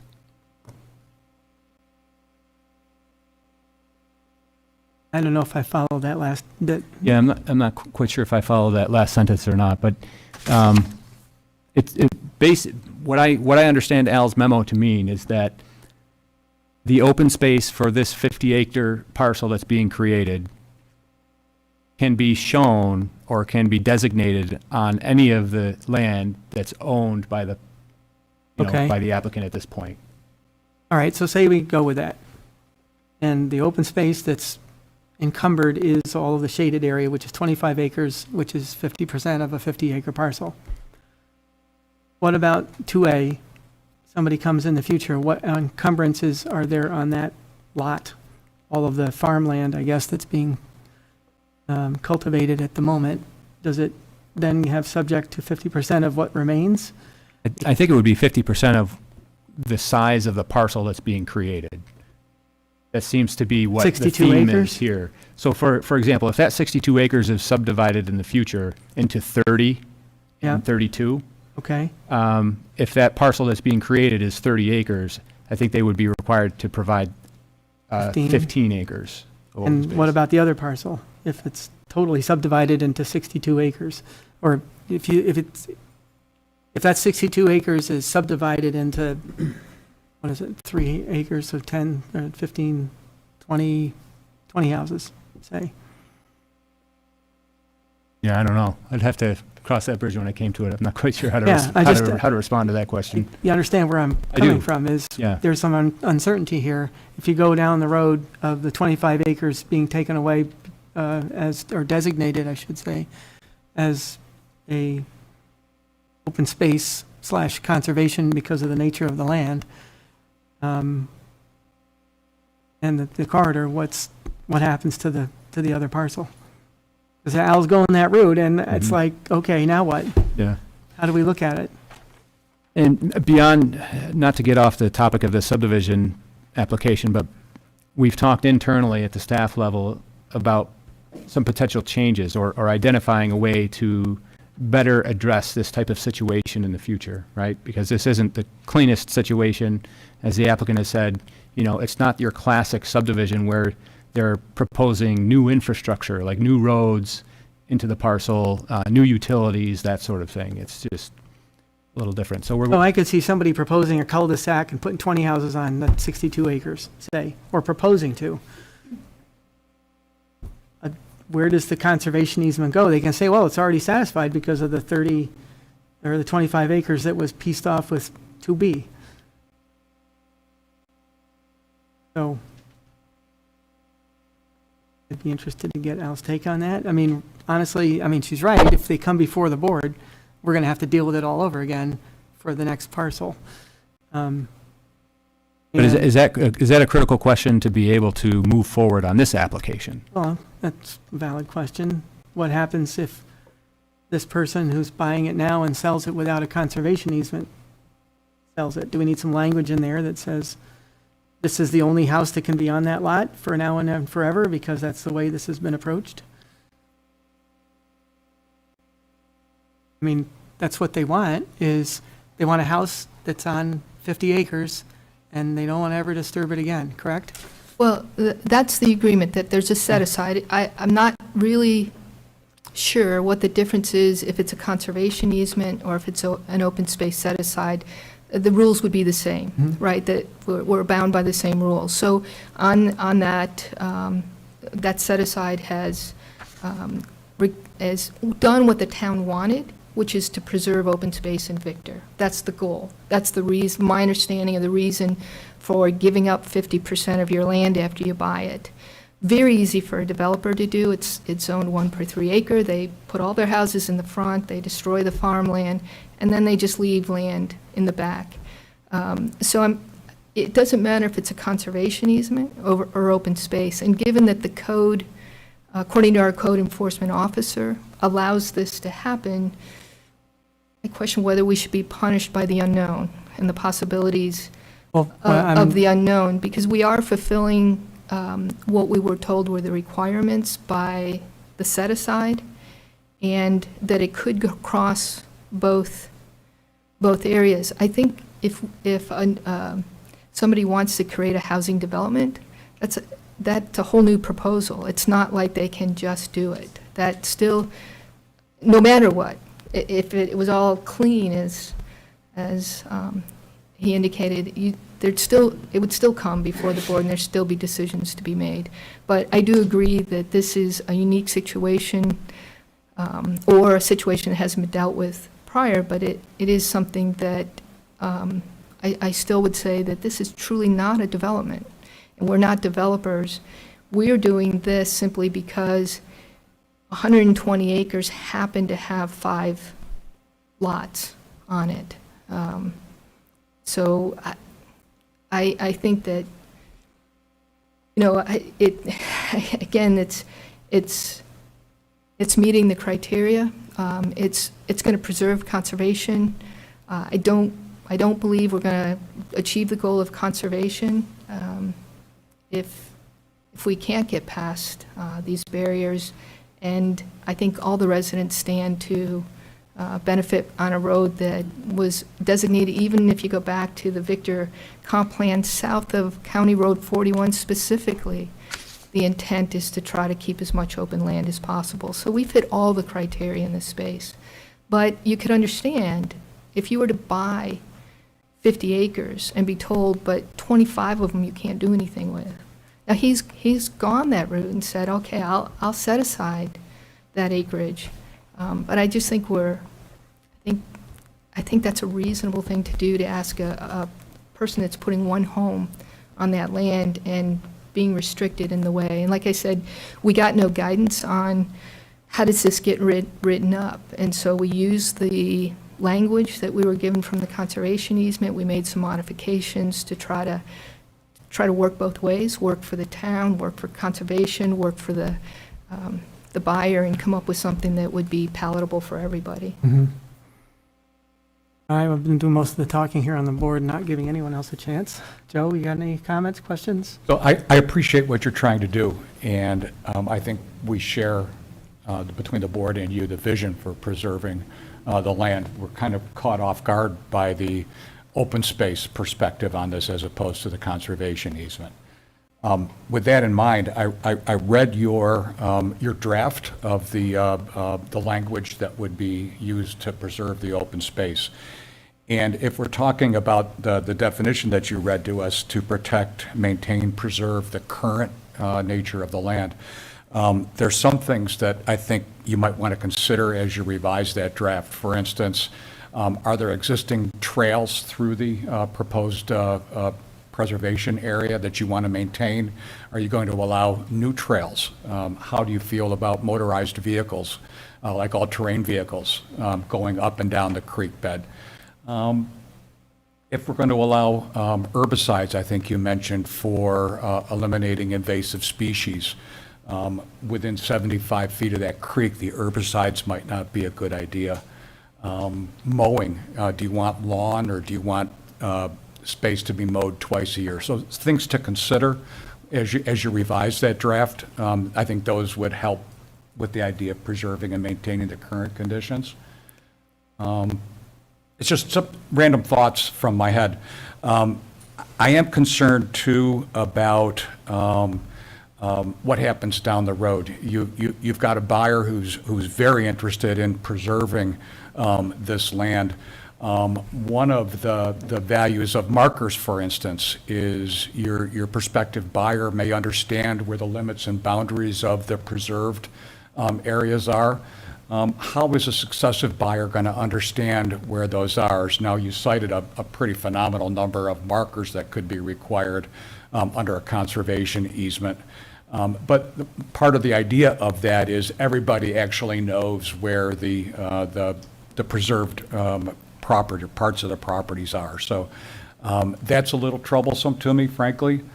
And the benefit of a conservation easement then is successive buyers beyond Mr. Balone potentially would come under the scrutiny of the town rather than being on an honor system, I think, to maintain the property, right?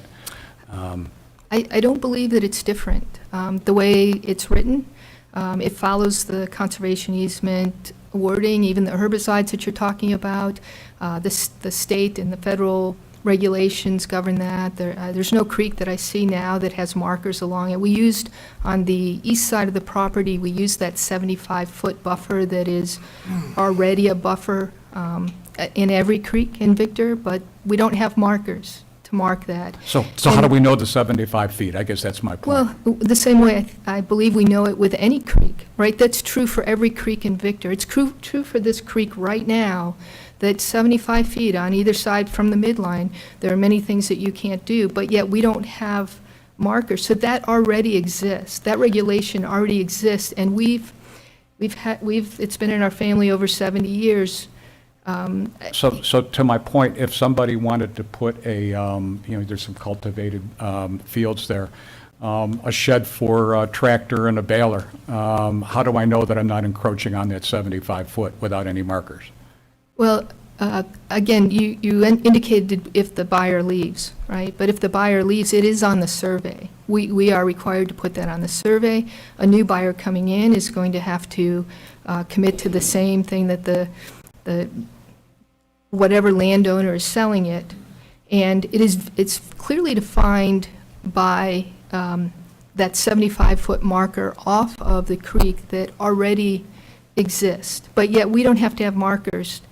We don't have markers on all our creeks showing that 75 feet. We don't have it now, and yet that regulation is there. That's my... Actually, we do if there's a creek going through a subdivision, for instance. We do have markers to keep people from, mowing back there, et cetera, et cetera. Yeah, and I understand that when you have multiple landowners, and then where's the line, my line, your line, the open line. So I understand that with multiple owners, but we don't have that. We don't have that on our property now because we're a single-family residence. And so we have it in, I guess that's the technicality that I'm having a hard time with, that we're being subjected like we're putting in multiple houses and we're not. And if in the future somebody wants to put in multiple houses, they would not be able to do that without going through the site plan for a development, right? They'd still have to abide by that set aside that's there. They'd still have to, and if you want us to put in something that says that if any time this becomes multiple homes on it, that markers go up, but I just imagine, I can tell you, we go out and right now and look over that land, and you watch the beautiful sunset and the animals roaming through, and to have all these markers, because the way it's set up, anytime it changes course, you need to put a marker. That's where I got the 60 to 70. I went on the line, and every time it changed course, I said, there's one there. And I'm sure I underestimated the time it changes course. So it would be unsightly, and yet it's already a regulation. So I understand if there's lots of people, but there's one person, and the town has it. The town has it on their survey. The area up here is that whole front area, right? It's the whole area. Down here, 75 feet from the creek line, 75 feet from the creek line, comes to the property line, and it goes around the pond. It's not a difficult thing. It's no more difficult than knowing where 75 feet is on any creek in Victor that doesn't have markers, and I haven't seen many yet. Okay, thank you. So Wes, would that be shown kind of like you would see a power easement or a water line easement? Would that show up on a survey plan? You just don't have easement lines on a map for, underground facilities, for instance? Would this thing show up forever on the map saying, here's this open space or, Or would there be survey markers at every one of the angles? Well, you wouldn't put survey markers. If you were I'm just looking to saying. do a conservation easement, then you would want to require conservation easement markers, yes. I guess my point is if it got sold on the site plan, we get these things in AutoCAD, right? So, or, Yeah. digitally. So anyone in the future that bought the property and wanted to do something with it, that would automatically come up and saying, you can't do anything with that Yeah. in this area because of the fact that it's in the buffer zone. I think it's important to just keep this in perspective, this open space dynamic. So the definition that the applicant provided was actually from the term conservation easement portion of the town code, which is not what we're talking about, right? We're talking about the section of code that requires a major subdivision to just provide open space, and it doesn't have to be conservation easement. And if you look at the definition in the zoning code of open space, it says an area retaining vegetative cover, an open space area may be left in its natural state, landscaped, or used for outdoor recreational facilities, such as golf courses, play fields, or picnic areas. So that's the objective that the code is trying to get to, is just to show that the subdivision is going to retain open space. So if we're looking, and I also wanted to revisit the 75-foot threshold here. It says no construction or impervious surface shall be permitted within, Yes, shall be permitted within 100 feet of the boundary of a state wetland or within 75 feet of the center line of the stream having year-round flow as delineated under the USGS survey map. So it's not, the code isn't getting into, restricting herbicides or how the property owner is going to use the property for recreation. It's just saying we need to retain open space. And clearly, in my mind, I see this application as retaining a lot of open space. And, with the hashing, the crosshatch that's shown on the map, it's just documenting, okay, there's 50% open space for the 50 acres being created.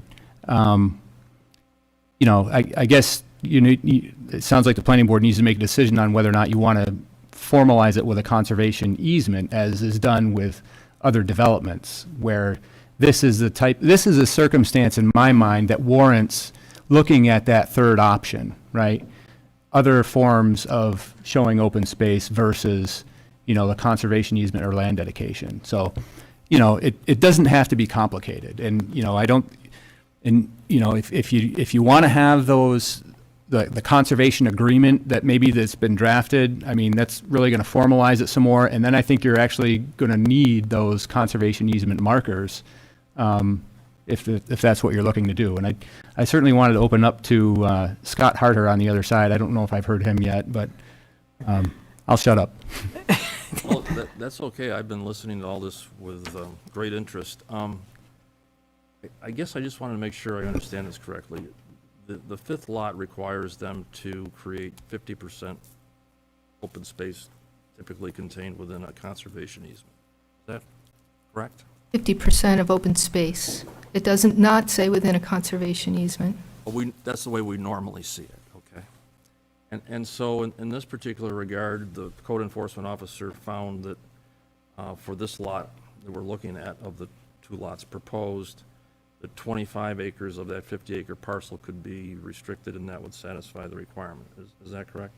And then the question came up as to the 62-acre parcel. 31 acres is not currently being restricted on that, but is that something that would come in a future action? Is that where we would see that? Yes. My understanding is only if it were subdivided. Correct. Only if it were subdivided, okay. Yeah, so if they wanted to build another house there and just sell it as one big lot and put one house on it, that's not subdivided, that's just a lot. You don't need to then go that 31 acres. I think that's what Wes was saying.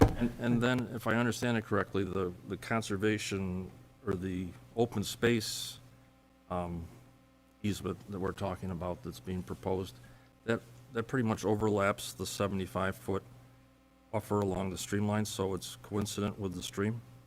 Mm-hmm. Correct? So, and some more, but yes, it started out, the main player is the stream. And so the stream all the way coming down through here is the starting point. okay, and with respect to markers, I think your point is that if you're adhering to the 75-foot from the center line of the stream, perhaps then the stream is the marker and you can simply measure away from that 75 feet and you get the point that you're trying to achieve. Is that Exactly. correct? Said much better than me. And so then with respect to the stream as you head northerly towards the highway, does it broaden out there then, and does the 75 feet kind of go away and change into a different number? It does, in that this is the property line. So it extends all the way from the property line. There's a hedgerow right here. It follows the hedgerow, comes down along the farm field and fills that whole frontage area. That was because we needed to make up, the stream by itself did not achieve 25 acres. Okay. And so in trying to be in line with the regulations, we added the spaces as a low area of the creek. It's So that area would not be quite so self-evident if someone were trying to determine the boundaries of the conservation or the open space easement, as we're calling. If you could go through those slides and come back to where you can see the actual land.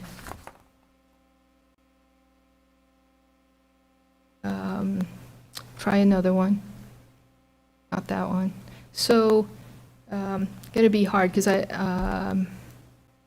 Here's the house and the 5 acres that came out. So this area right here, you see the hedgerow? That green area is the area that is, so to me, it's clearly, I can show you right here, here's the line. Here's the line, it's here, plus it follows the creek, that's the border line. Hard to see the creek on this one, but it basically follows along through here. So it is that 75 feet, and then you have this area of the frontage that is a low area and more subject to water kind of accumulating in that area. Okay, I guess I think that for a good portion of the creek, the 75-foot being the limit of the easement is definable, but I think the area that you just described would probably be more difficult to achieve in the field, having done something like this quite frequently. I guess that's one observation that I have. The other observation that I have is I think, looking at your site drawing, I think the project would warrant, as we've done before, a waiver from the highway access. Those are my comments. Thanks, Scott. Al? So first of all, thanks, Scott, for a good recap. I think you played back what, same as my understanding. And so at this point, I have no other questions. And honestly, I don't think that boundary markers on site would be required, provided it was well delineated on the site plan. Mm-hmm. So I guess I would agree with Al and Scott, what they said about, I mean, I don't have a problem not putting markers if it's pretty obvious where things are and it's a sole owner. Anytime in the future, if they wanted to subdivide the lot, we're going to have to go through this again and then really talk about defining it. And as long as the survey plans that are submitted to the town in electronic form, in my mind anyway, show the limits of what the intent is and what you've proposed, I don't think we need to put markers or delineators out there. Regarding conservation easement versus open space,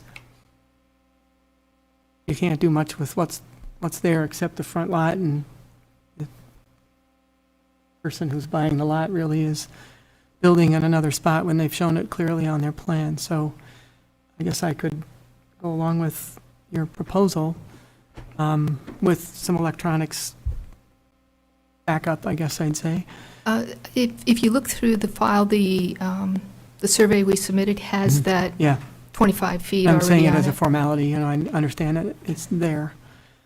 I don't know if we have an action for tonight anyway, but is there anyone else who has comments, or Wes, do you want to follow up with anything that you've heard from the board?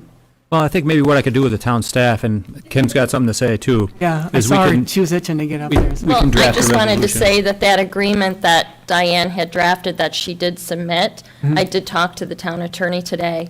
He reviewed it. He didn't have any issues with the agreement, as long as it is filed in the Ontario County Clerk's Office along with the map. Okay, Okay? all right, thank you, Kim. I just had one related Sure. comment, I think, to that. And Wes, maybe you know the answer to this. Would they then, in a final plan addition, be required to put meets and bounds on the perimeter of the open space? That's an excellent question, and I'm leaning towards yes. That might actually be helpful. I think it would, if Yeah. we're foregoing the markers, as it seems like we are. Yeah. Then the only way to recreate this mathematically would be that way. I think you're right. And I would assume it would be on both parcels, since we cross it Yep. over it. So does a map need to be filed for that one at the same time with all of this information on it? It would seem appropriate to do that, yes. Wes, how do you feel? What do you? Yeah, I mean, I think as part of the subdivision map that was submitted, I think we can get a meets and bounds description, or those dimensions can be added somehow in chart form or whatever, and get and Put that a can whole be list of filed. coordinates for every one of Yeah. those points if Right. it's that complicated, so. And if the concern is, the markers and the number of markers, I understand that concern. I'm doing one presently that has quite a few angle points in it, and yes, they can add up. But that all being said, at some point in the future, after this meeting, way down the line, someone needs to establish a point or a corner or whatever it is.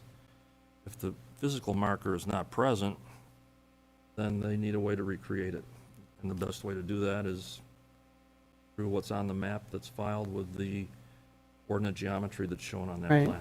And then a surveyor can go out and locate it and put a stake in the ground and say, here's what's necessary, and, That's right. or at least to confirm something that they might have seen, or the town may have seen, that it wants to verify, for instance.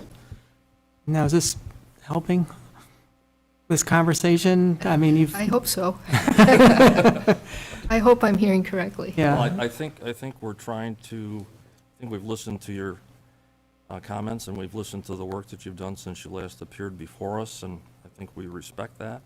I think we're just looking to the future and how things go from here with subsequent owners and that sort of thing. So before we wrap this conversation up, this is a public hearing. It's still open. And I just want to, again, from all of what the public here has heard, if there's anyone here that has any comments they'd like to address the board or the applicant, come on up and name, address, identify yourselves, and glad to hear your comments.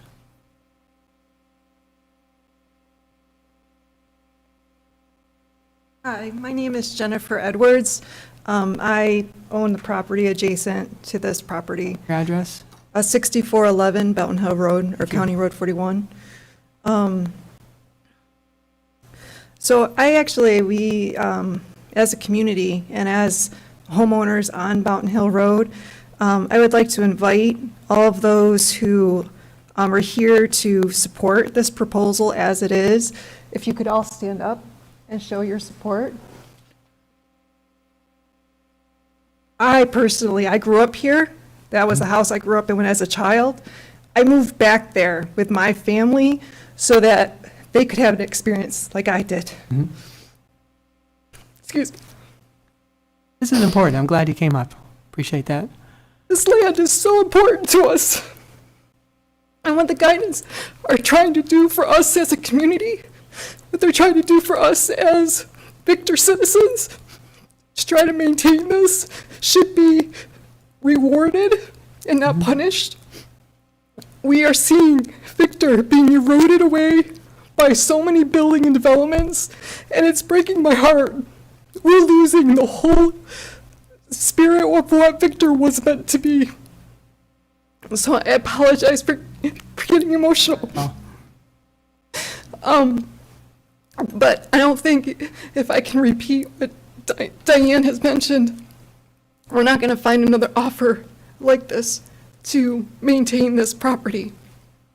And so if you can please support their efforts in making sure that this goes through and to continue to work with us, it would be greatly appreciated. Thank you. Thank you. Thank you all for your support and giving her some moral support as well.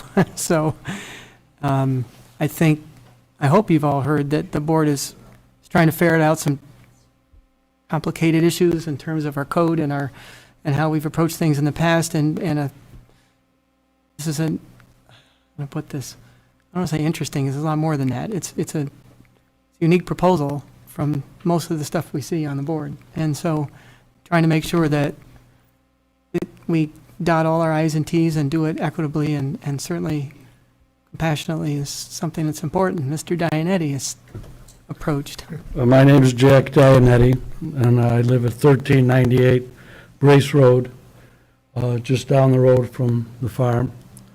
And I came here tonight anticipating problems, but I saw this board act like I always saw them act in the past.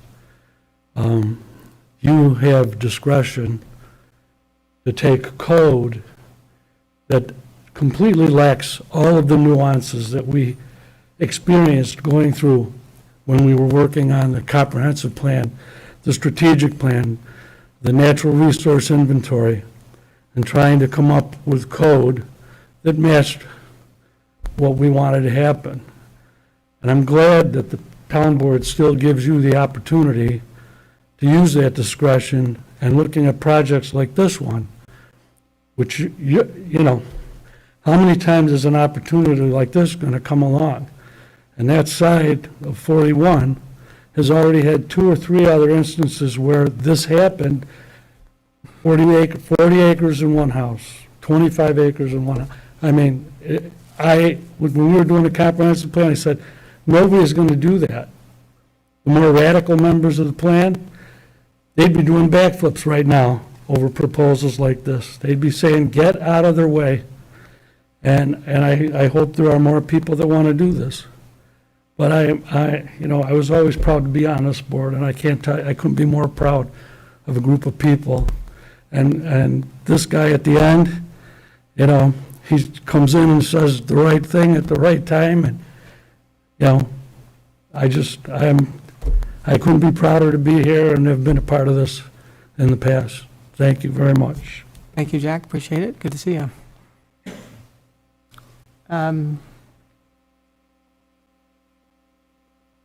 Mike Guinan. I'm 6419 Mountain Hill Road, and obviously I'm one of the family members.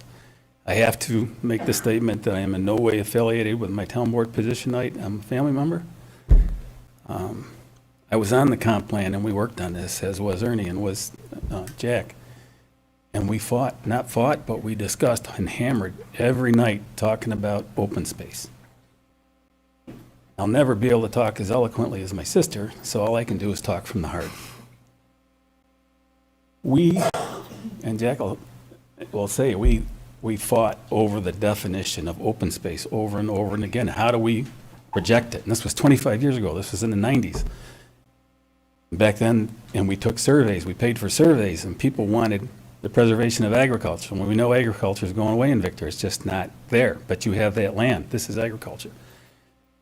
We can see down the road where they take 100 acres and put 30 houses up front and they let the back of it go. It's happened on our road. It's happening on East Victor Road right now. You just had another parcel. They want 60 houses and everything behind it goes away.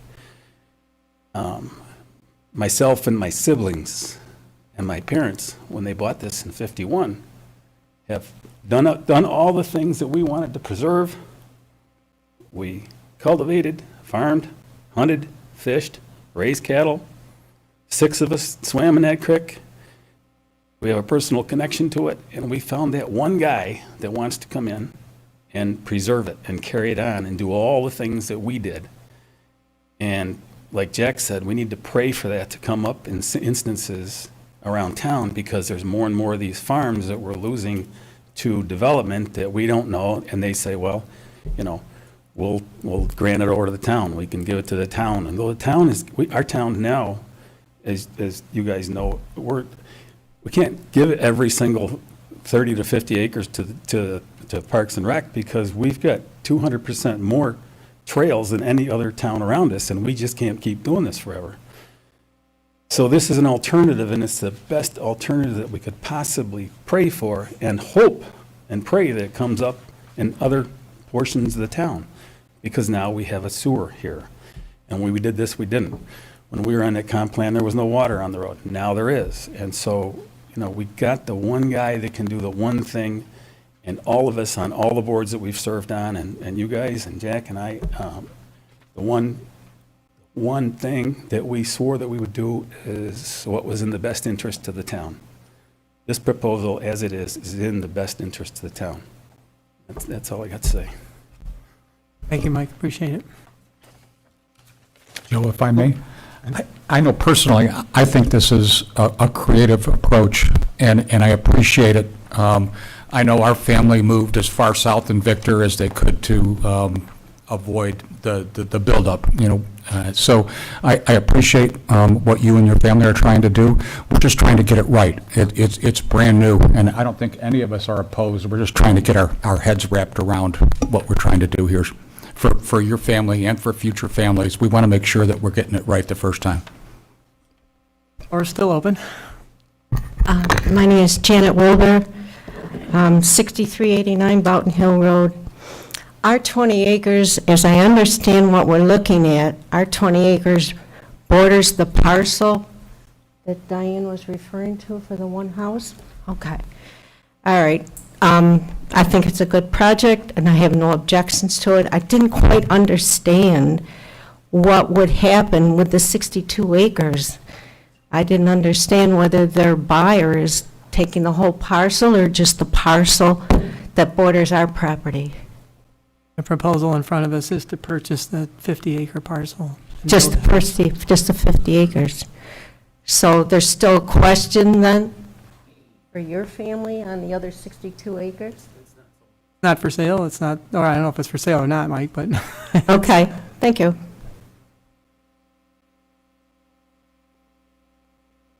Hi, Scott Thone, 7167 Challenger Circle in Victor.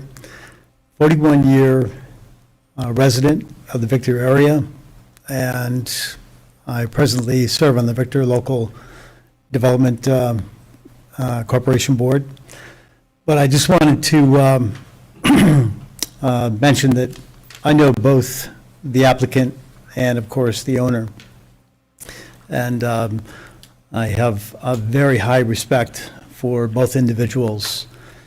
The applicant has actually been my neighbor for many, many years, and I've known him and his entire family, and I can't think of a better person to acquire that property and to, continue to raise his family there. And I also want to say thank you to this board, especially staying on as long as you did. I know I had to take a bio break. I hope you all do too. So I was about to offer that, Scott. Thanks, Joe. Good to see you again. Thank you. Thanks for your comments. Anyone else from the public interested in, floor still open? I'll keep it quick. It's late. Good evening. I'm the potential buyer for the 50-acre parcel, Joe Balone. I've been looking for property for the last couple of years in Victor. Two of my children go to Victor. My oldest goes to McQuaid, but I want to reside in Victor. We're a very outdoors family. We love hiking, snowshoeing. As I mentioned, it took us a long time to find something like this. Originally, they wanted me to buy the whole piece. I didn't want to do that, obviously. Just too much for me to bite off. But as Diane said, my goal is to preserve this property, to maintain the farmer that is there now, the fields. Like I said, I love the outdoors and the creek, everything that's there. My goal is just to put one home there for my family, my 3 kids, and enjoy it. So I really appreciate your time tonight and everybody else that supported me in this. So thank you for your time. Good evening. Thank you. Anyone else? I think we can entertain a motion to close the public hearing. I'll move it. Scott? Joe, seconds. All in favor? Aye. Aye. Carried. Or nothing. All right, so we'll, I guess the assignment from my perspective would be is to make sure we all review the open space agreement proposal. If there's any comments, pass them on to Wes. And I guess, Wes, if there's other language that's come out of this that we can propose and discuss at the next meeting. Yeah, I'll work with Kim and we'll get you prepared for the next meeting. So we can move it forward. Yep. So, very good. Okay, thanks, Ernie, Joe. back to you. Our last item, agenda item is preliminary subdivision, 1086 Strong Road. It's 04 PS 2021. Owner is Trust Irrevocable Survivors. Zone Residential 2. Tax map 26.00-1-13.100. Applicant is requesting approval to subdivide 34.42 acre parcel into 11 single-family lots, including an existing house and garage. This will be the second step in a 3-step process for a major subdivision. The sketch plan was acknowledged complete June 8, 2021. Do we have Labella comments? Did I see those in here? So we haven't formally provided our comments. We have some that we can discuss, but we're still working on our final comments here. Thanks, Wes. All right, who is here to speak for this project? I can't hear you. You, Doug?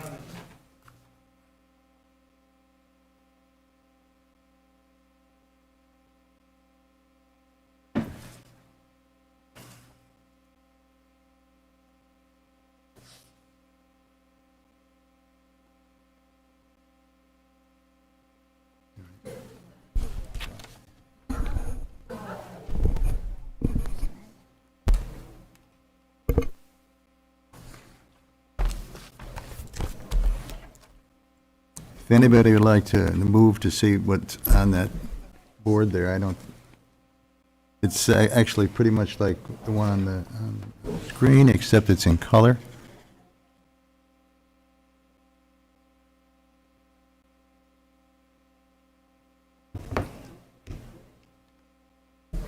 Is that Ernie? Yep. Good evening, I'm Doug Eldred from Doug Eldred Site Engineering. Representing A6 Properties, Steve Deanna is here this evening. He's the developer. So what we're looking at, if I get to the right notes, is the property at the southwest corner of Taylor Road and Strong Road. 1086 Strong Road includes 34.2 acres.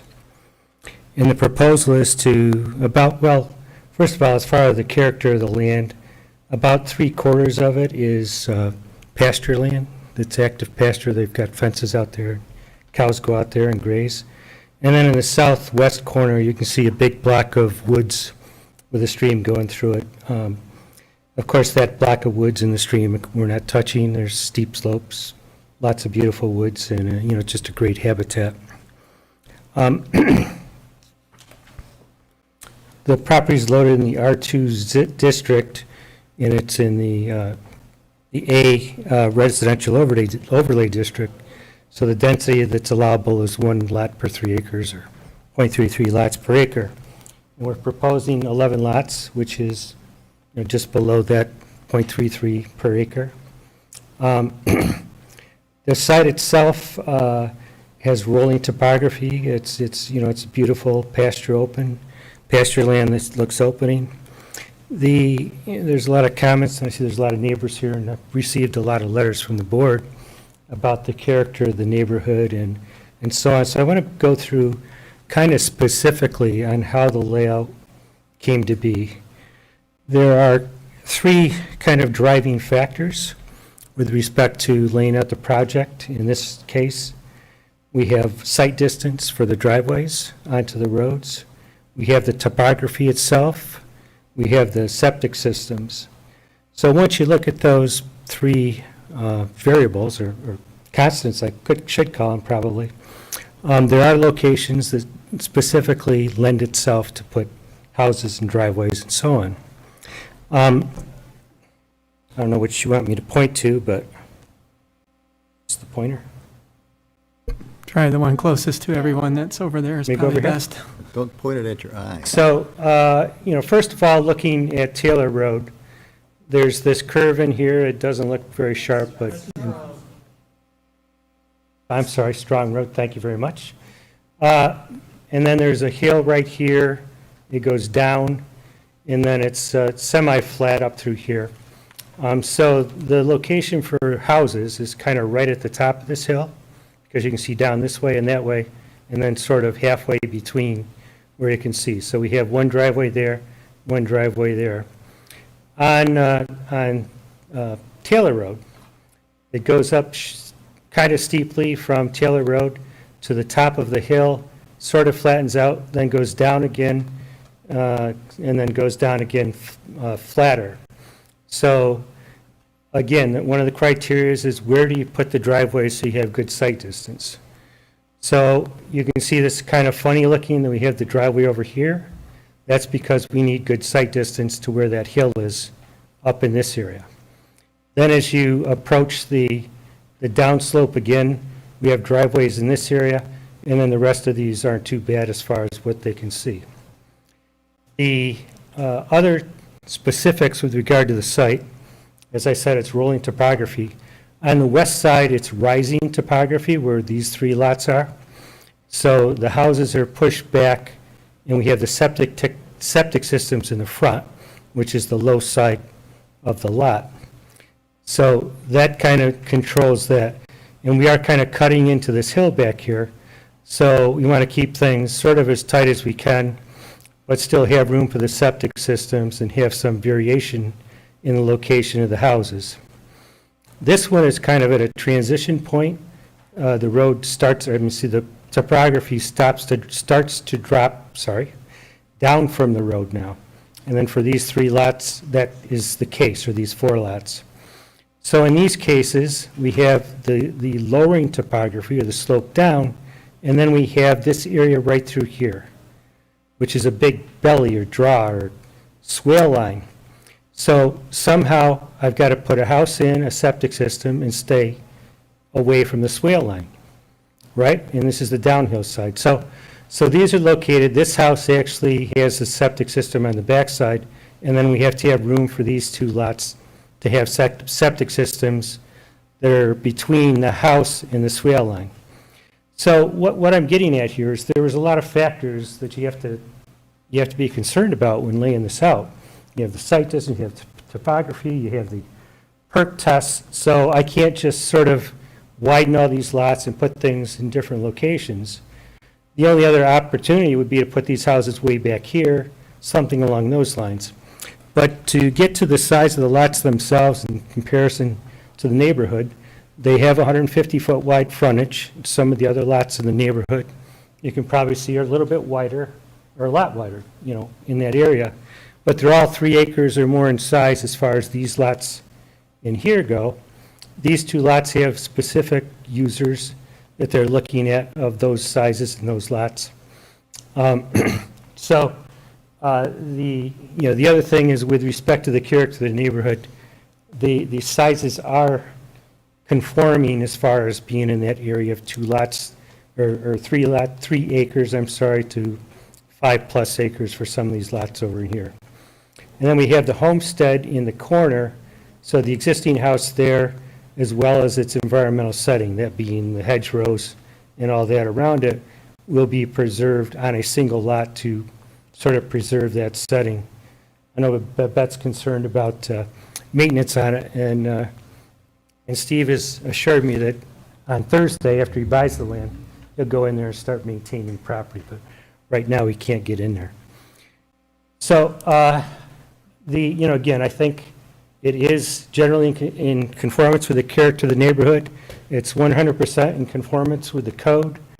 We have the conservation easement back here, and then we have open space easements here, and then open space and drainage easement here. So we protect that swale line. The soils are very permeable. We have an infiltration basin in here, and really this whole area infiltrates very well. But it does create a stoppage, if you will, from being able to push these houses further back. So that's why these particular houses are closer to the road. The houses will all be upscale, custom-built houses. They'll put a lot of landscaping in there typically. They'll have, interesting variable topography. And the houses themselves typically will probably be about 75 feet apart. So this is really a rural-ish type of a development. And I think as I said, it conforms completely with what's going on in the neighborhood. I've received some comments. I think I can work through those with the staff comments and Al's comments and so on. I haven't got Labella comments yet, but we'll probably work those out. And I think if you look at the rendering over here, it's a little bit more depictive. The other thing is when you're doing a project like this, you can see these blocks. Well, those are big blocks. They're 80 by 80. So, and that just kind of depicts the area of the house itself. The houses that they build, of course, won't be rectangular or square blocks like that. They'll be of a more variety. We're just showing some different house styles over here. And we're showing some tree planting. I understand you don't have the woods and the trees that you have on the other side of the road, but we can't help what's there. So I guess that's it. I would be glad to answer questions. And if there's anything else. Let's go to the board. Scott, anything? I noticed, Doug, on your drawings that that's how we had a discussion with the prior applicant on open space easements and conservation easements. Yeah. I see you have an open space easement on your plans, and I guess this must be open space easement evening. Open space easement Tuesday, I guess.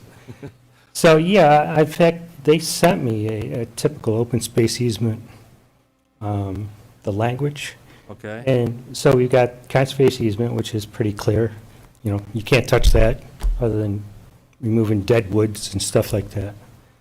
Then we've got the open space easement, and really all we want to be able to do in there is, you know, no structures, but be able to go in there and do some gardening, plant trees, things of that nature. And it's my understanding from the discussion with the Conservation Board and from what they sent me, that with that one particular open space easement that they sent me, all those things could be accomplished.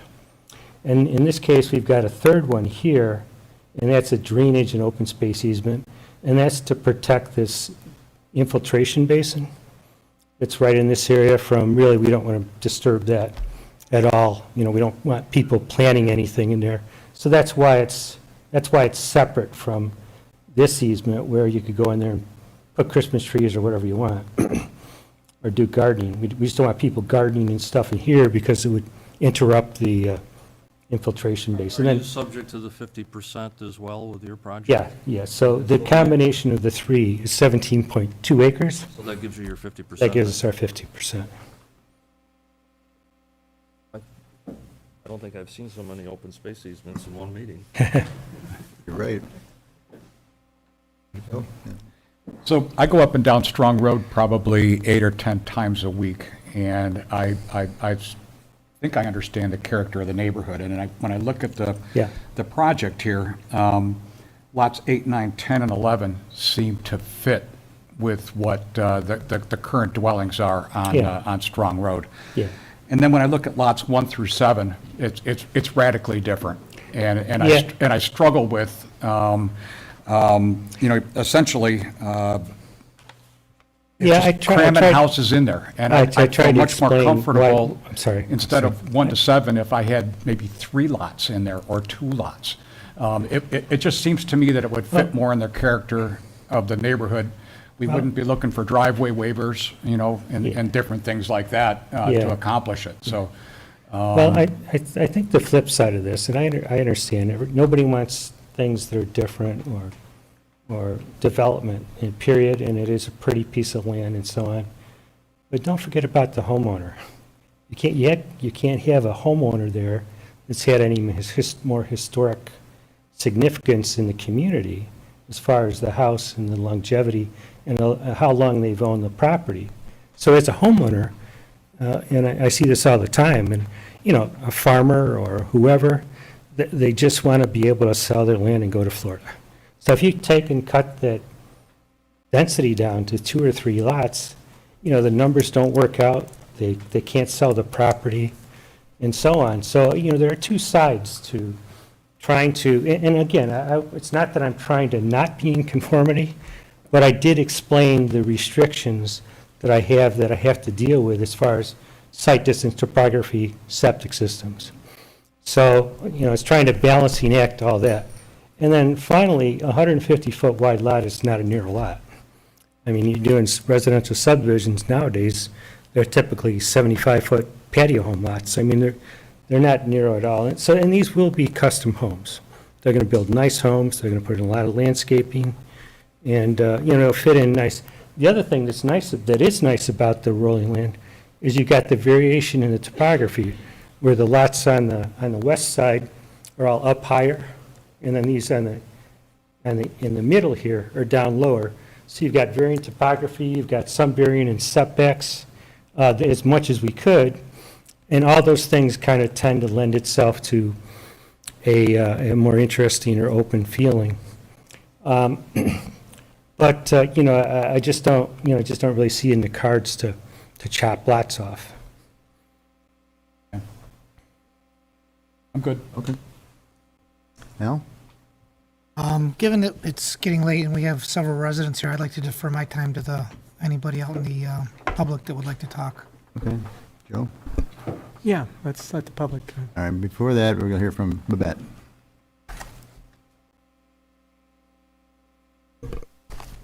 Thank you. Babette Hubert, town historian. Thank you for all of you who are listening to the people of this community. I'm here to represent just that little house, that historic house that is on the corner. My concern is always that these historic homes be preserved.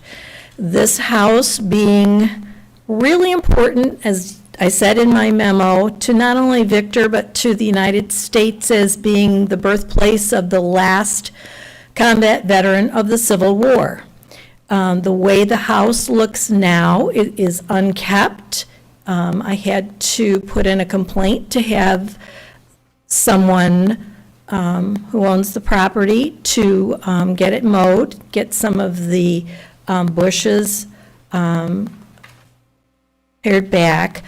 My concern is that I want some sort of a guarantee, some sort of an understanding, not an understanding. I want something in writing that house is going to be preserved. It's important. I don't come to this, I don't come to this planning board unless I have a really a deep concern about an historic home or building in our community.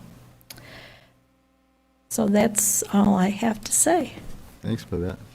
Okay, who from the residents would like to speak first? Hello, my name is Bill Kaiser. My wife and I, Joan, have lived at 8008 Taylor Road since 1993. I'm just getting over the COVID.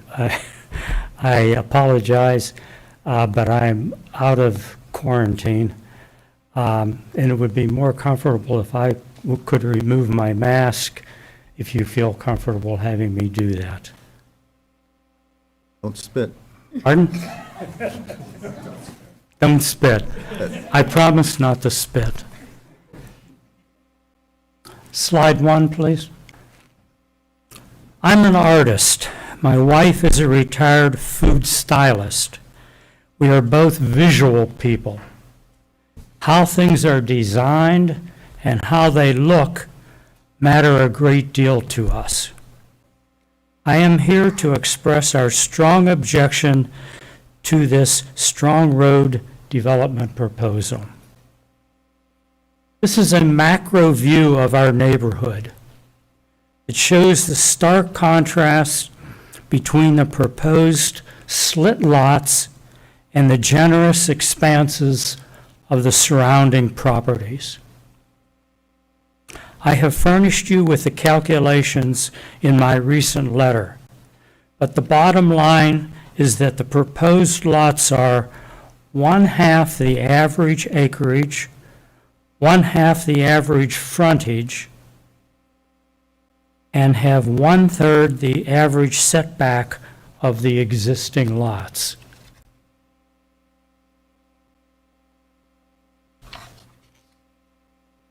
Next slide, please. This is a close-up view of the existing properties along the north side of Taylor Road and the proposed lots across the street. Notice the existing homes have a variety of footprint shapes, a variety of orientations on their lots, a variety of setbacks, and a generous flow of space between dwellings. These are among the visual elements that define this area's essential character that is so highly valued by the residents. Notice on the south side the overabundance of those uniform building pads.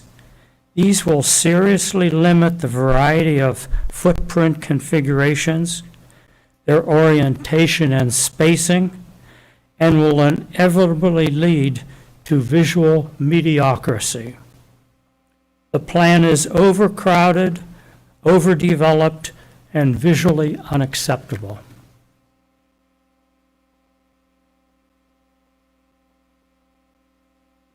Next slide, please. As you can see here in red, 55% of this property is in conservation, open space, and drainage easements. If the density limit were to now be applied only to the remaining buildable acreage, it would allow for a maximum of only 5.2 lots on the total property. So this proposal desperately tries to squeeze 10 new lots into a space that legitimately allows only 5. Next slide, please. There are these are the two main principles set forth by the Town of Victor Comprehensive Plan.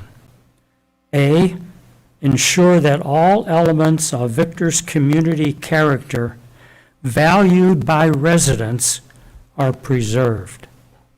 And B, consider how the natural environment, the cultural assets, and the sensory, primarily visual experience of a place all combine to define the community's essential quality.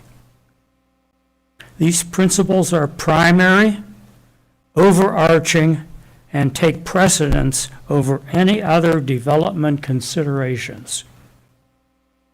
I urge you, no, I implore you, to take action, to look to existing models like Hiawatha Hills and Cranberry Ponds, rather than any street, Henrietta, USA.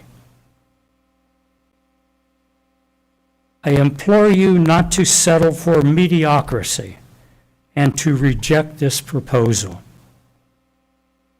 Thank you for your careful consideration of our concerns. Thank you, Mr. Kaiser. Dave, did you have something you wanted to? Yeah. Oh, okay. Wondered. Okay, who's next?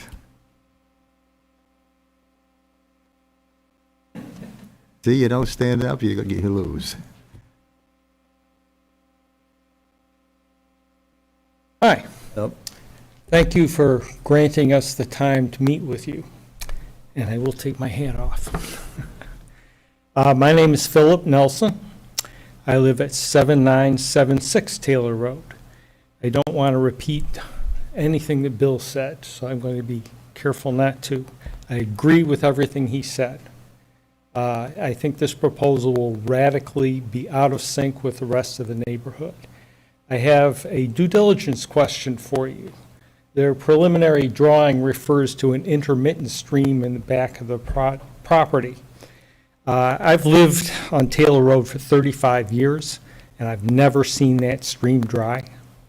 I've talked with Tom Reese, who's been there 70 years, and he's never seen it dry. So my due diligence question is, has anybody looked at that USGS survey map to see if it's listed as a stream, or is it an intermittent stream?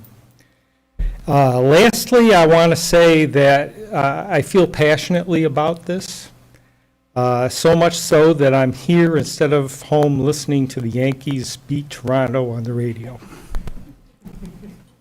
Thank you. Next.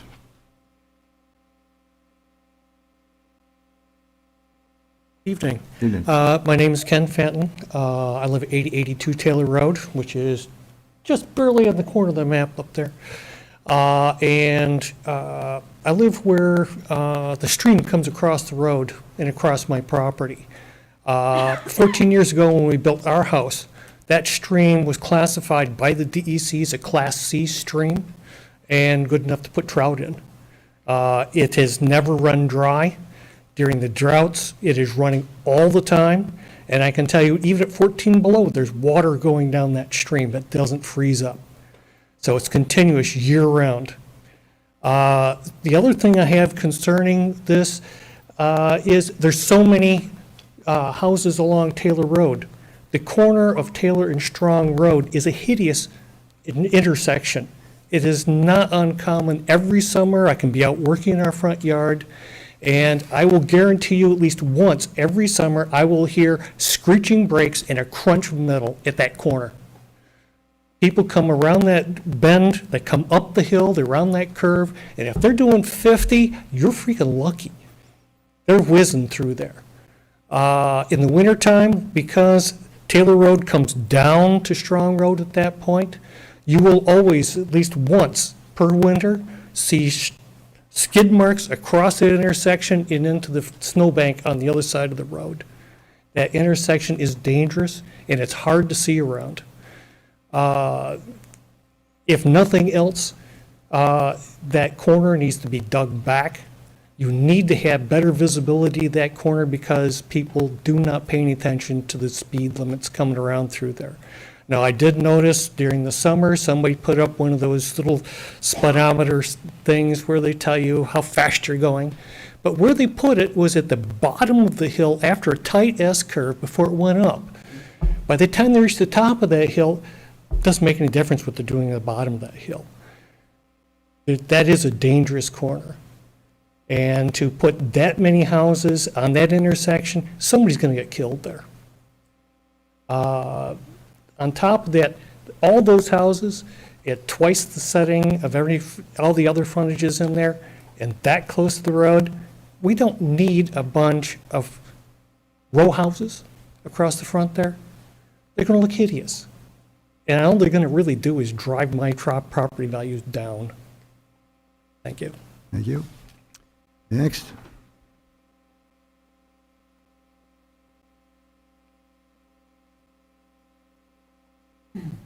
By the way, there will be other meetings, so if you don't get to speak tonight, you can speak at a later time if you wish. Go ahead. Okay. My name is Maura Steed. I live at 1117 Strong Road. Right at one of those curves, it is quite the challenge to come out of our driveway, and just to even come out of our driveway because of the road and the speed of which people are driving. And it also attests to the fact that Strong Road is one of the most beautiful roads in Victor. And people who are familiar with Victor, if you say Strong Road, they say, oh, that road is really beautiful. And there is farmland and vistas. We have people stopping all the time to take pictures of the sunset, to take pictures of the cows when they are in the close field. It is such a unique spot in Victor that I just cringe at the thought of it being developed. I worked with the strategic plan and task forces and part of the comprehensive plan. And the whole thing that is stated in the comprehensive plan, existing farmland with prime agricultural soils, which was discussed at the time of working on the comprehensive plan. They are considered to be an irreplaceable natural resource with soil and topographical characteristics that have been enhanced by generations of agricultural use. This community resource is permanently lost to the citizens of Victor when such land is committed to residential or other more developed uses that do not require those special characteristics. I just think that this is such an important consideration, and I think many of us in the neighborhood feel that this is a pivotal determination that is going on in this property, because so much south of us and southwest of Victor is farmland, and we just don't want to be a precedent of what is happening to this land, that it is important. It's important to Victor. It is important that we keep farmland. We all have to eat. And, you know, with all that's gone on with the pandemic and everything, it drives a point home even more so that we need to take care of our farmland that is in our town. I worry about the septics.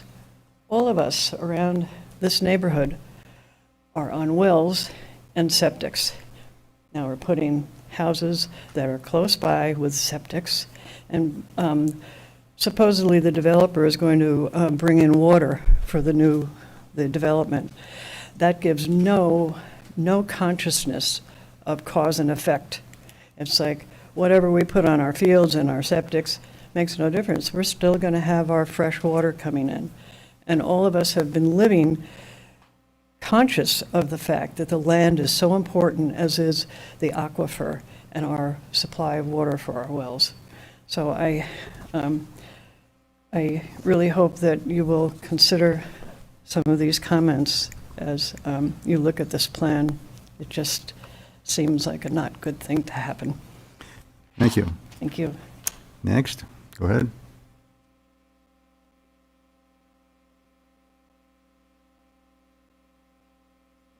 Hello, my name is Annabelle Francia Kish. I live on Strong Road in a converted barn. And the thing that is breaking our hearts, the whole neighborhood, is the fact that so much land has already been lost on Strong Road. At the end, by 251, we have two developments that have gone in rather recently.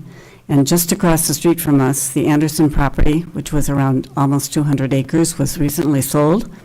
And 4 homes are under construction, or I guess 3 homes presently, and 1 lot is still available right across the street from us that's gone. And all of that farmland that's been farmed for as long as I've been there, since was 95, which was farmed every year, that's all gone now. So we're losing everything in the way of farmland. And to see this go also is truly heartbreaking. And I happen to know of a person in the horse business that would be very interested in the property. Perhaps not all of it, but at least 10 acres and the house that's already built for his horses. So there are other possibilities for this land other than having the maximum amount of property used for these houses that are 150 feet by 300, 900 feet to satisfy the 3-acre minimum. It's just unconscionable and so out of character for the neighborhood. For the developer to say that this is in keeping with the neighborhood is just not true. Thank you. Doug, has this property transferred? Has the property transferred title? This Thursday it's going. It's coming up. Okay. I think your friend is too late. And sold. Well, Thursday. So the board has to act quickly. If you're going to speak, you have to come to the microphone. Well, I said I wouldn't speak, but I'm gonna. You lied? My name's Tom Reese. I own the farm next to it. It's been in my family for over 100 years. I don't care about any of that, but the fact that that stream is intermittent, does that affect the conservation and the open space for those other 3 houses there? It's supposed to be 75 feet, right? That's right. From a continuous stream. Is that there now? I haven't been able to see the map. I know. Do you know? Yeah, I was scaling it off. How close are you to that?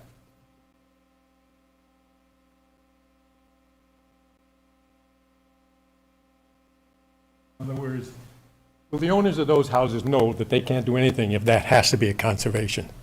But it's hard to tell. It scales about 7 feet. But, I appreciate all the. Okay. And second, if in fact you don't run the water, your cost per lot that you have to sell it for will be much less than you could limit it to a fewer number. Is that correct? I mean, you're spending roughly $400,000 to run water up there. I know because I got a lot across the street my son's going to build a house on. Sorry. But it doesn't cost much more than $10,000 a well. If you got $400,000 invested in those 10 houses, you're spending $40,000 just for the water. The water and septic that your plan is going to put them lots way high, correct? How do you divide the $400,000 for those 10 houses? Yeah, just for the water. And you can build a lot of wells for $400,000. So my point is, you do not have to have 10 houses to still make a profit. Good profit. and you could put them so they are reasonable to the other side, reasonable to the whole area. I guess that's all I want to say. Well, just let me say that we've lived where we are for 44 years now. And when we first moved in there, we had a well. Finally, they ran water down the road, and we hooked up. Best thing we could have ever done. I can tell you something, sir. We're under the Genesee Aquifer, or whatever they call it. A woman, I've lived in that property, my grandfather bought it in 1920. A woman from the city of Rochester would come out once a week to take 30 gallons of water out of our well. Now, the village put the well in on Strong Road. I'm not sure if you don't know that or not. And when they did, it dried up most of the wells, so I had to go down to 97 feet instead of 37. My water, except for being a little hard, is better than any Monroe County water. A little that we hard. have. Boy. I don't have a softener. Understatement. Where do you live, sir? Modoc Road. Okay, so you had the whole problem with the problem, correct? Mm-hmm. Okay. I understand where you're from, and I understand where I'm from. Okay, just commenting. Huh? Thank you. Okay, who's next? Well, step up. Getting late. Say something? Yeah, if you want to say something, say it now. I'm Tom Ward, 1193 Strong Road. Several things, and I'll make this as quick as I can. The first speaker made some very clear points about why these houses were placed where they are. That was a long-winded way of saying that the only way to develop this property is in a way which is totally inappropriate for the area, and everyone hates uniformly, everyone. You have a list here of 10 people who submitted letters on, I haven't read any of them, but I'm willing to bet there isn't a single supportive word in any one of these things. Everyone that I've talked to hates it.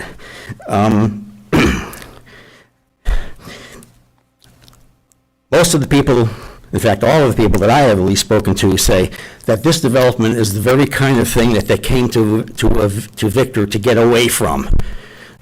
And nobody wants to see this happen, nobody. And as was previously mentioned, there might be a way of developing this in some reasonable way, just like Hiawatha and Cranberry were done.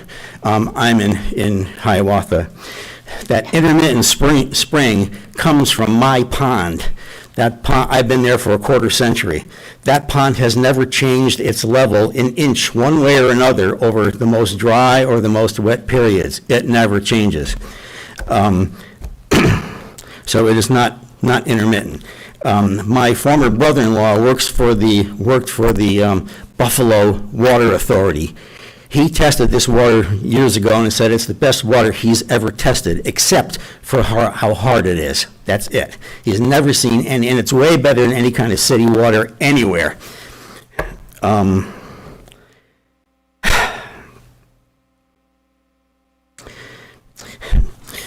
You're going to make a lot of enemies if you approve this.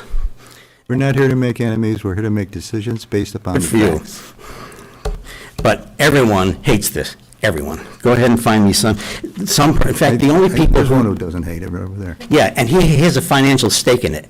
The only people who approve of this or want to do it are people who have a financial stake in it. Everyone else has been there for a very, very long time, and they would all like to solve this problem with a bulldozer. It just does not work in this part of town. Now, the entire southwest corner of Victor has a very, very specific feel to it. And what I saw happening on Willis Hill over is even worse than this. And then Shire came in, which blew my mind. And then the Bramwell across the street is not quite as bad as Shire, but oh my God, that's just terrible. And that's going to creep south and just destroy that entire corner of the town. We got something special here. And if you approve this, it is no longer special. It is just another blah, blah town. It's going to turn into something that nobody who came here in the first place wanted to be part of. And I got to be honest with you, if my house were anywhere near ready to be sold, I would be on the market right now. I want to get away from this. There's one more thing.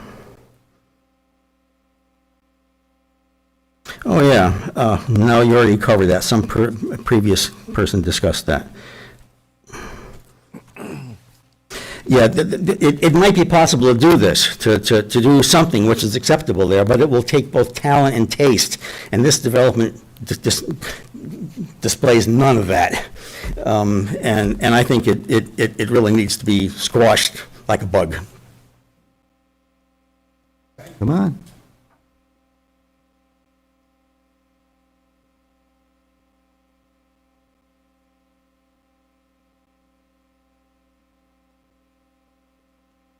Hi, I'm George Baker. I'm an architect, a residential architect at 1050 Strong Road. I live in a barn that I've converted, and I've been there since 1985. The reason I came was because of the drumlins and the bucolic nature of this area. And I've been very happy there and very successful. The comprehensive plan, which I actually read, I started 3 months ago, I just finished yesterday. And it's quite a tome. But to boil it all down, it says that this area is special because of its agriculture, of its rolling topography, the drumlins. There's nothing like it in the region, in this area. It's very special. And in order to see that, you've got to see it with your eyes. I mean, we don't fly over this corner every day. We're on the street, right? We're either on a bicycle, walking our dog, or we're in our car on our way to work or to Wegmans. And we look over as we go up and down the serpentine drumlins to get where we're going, and we look out over this gorgeous field, and we'll see animals, and it's just beautiful. That's seeing it, but we're seeing it from a car. We're not seeing it from an airplane. When you come up Taylor Road with that development in place, you're not going to see anything. You're going to be looking at a wall of McMansions, and that's what they're going to be. Nothing about bad, just because I'm a residential architect. But that's what they're going to be, and that's all you're going to see. You're never going to see the land. So how can we save the bucolic nature of the land for the people if they can't see it? It's my only question. Thank you.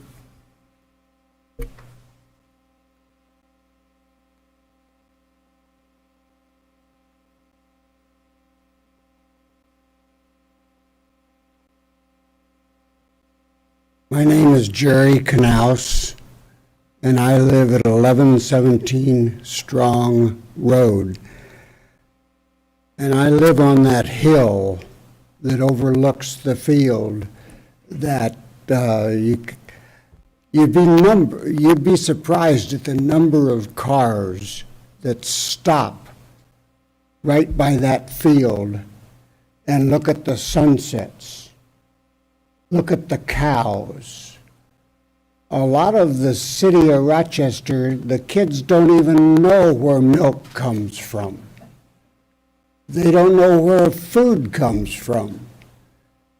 And their parents bring them out here to our area to show them what goes on a farm. We are really blessed with the property that we have and the people that enjoy it. We have a group of people called the porch sitters. They come and sit on our porch and watch the sunset, watch the deer, watch the cows, watch the fox. It's just an unusual setting. And thanks to your board, you're destroying Strong Road. You look at the Anderson property, there's not a bit of soil that has not been bulldozed, piled high, dug down. It's terrible. And this is my vote against you guys continuing to destroy Victor. I want to talk just a second about travel on Strong Road. The travel has changed. Scott, if you want to take a phone call or something, go ahead. The travel is different in this day and age. We have bicycles, we have motorcycles, we have foot traffic, we have runners, we have walkers. All of those people use Strong Road, and they come out because it looks so pristine and so neat. It doesn't look like that now. The north part of Strong Road is all dirt. And we feel really terrible that it's being destroyed the way you guys have let them destroy it.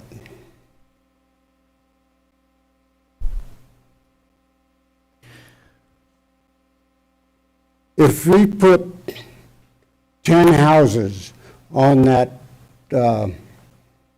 field that is presently being used by Tom Reese's cows,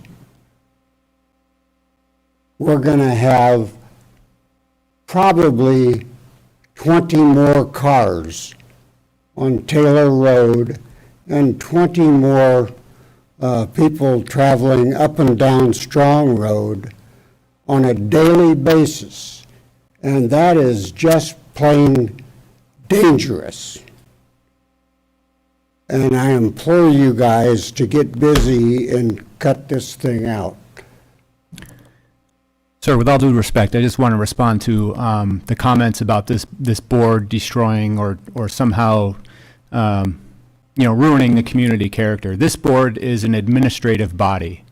Okay, this board is charged with subdivision review and site plan review. They don't make the laws that that we administer, right? That's all done by the town board. The zoning code, that's as far as the types of uses of property and the density of property, that's all something that the town board has adopted and charged this board with administering. So I just want to make it clear that this board doesn't make the rules. We're just administering those processes that the town board put in place. How many of you have been out on Strong Road on a daily basis and seen the traffic that is going on? We have probably 50 bikes a day, and sometimes in clubs that compose 40 or 50 bikes at one time that are going up and down Strong Road.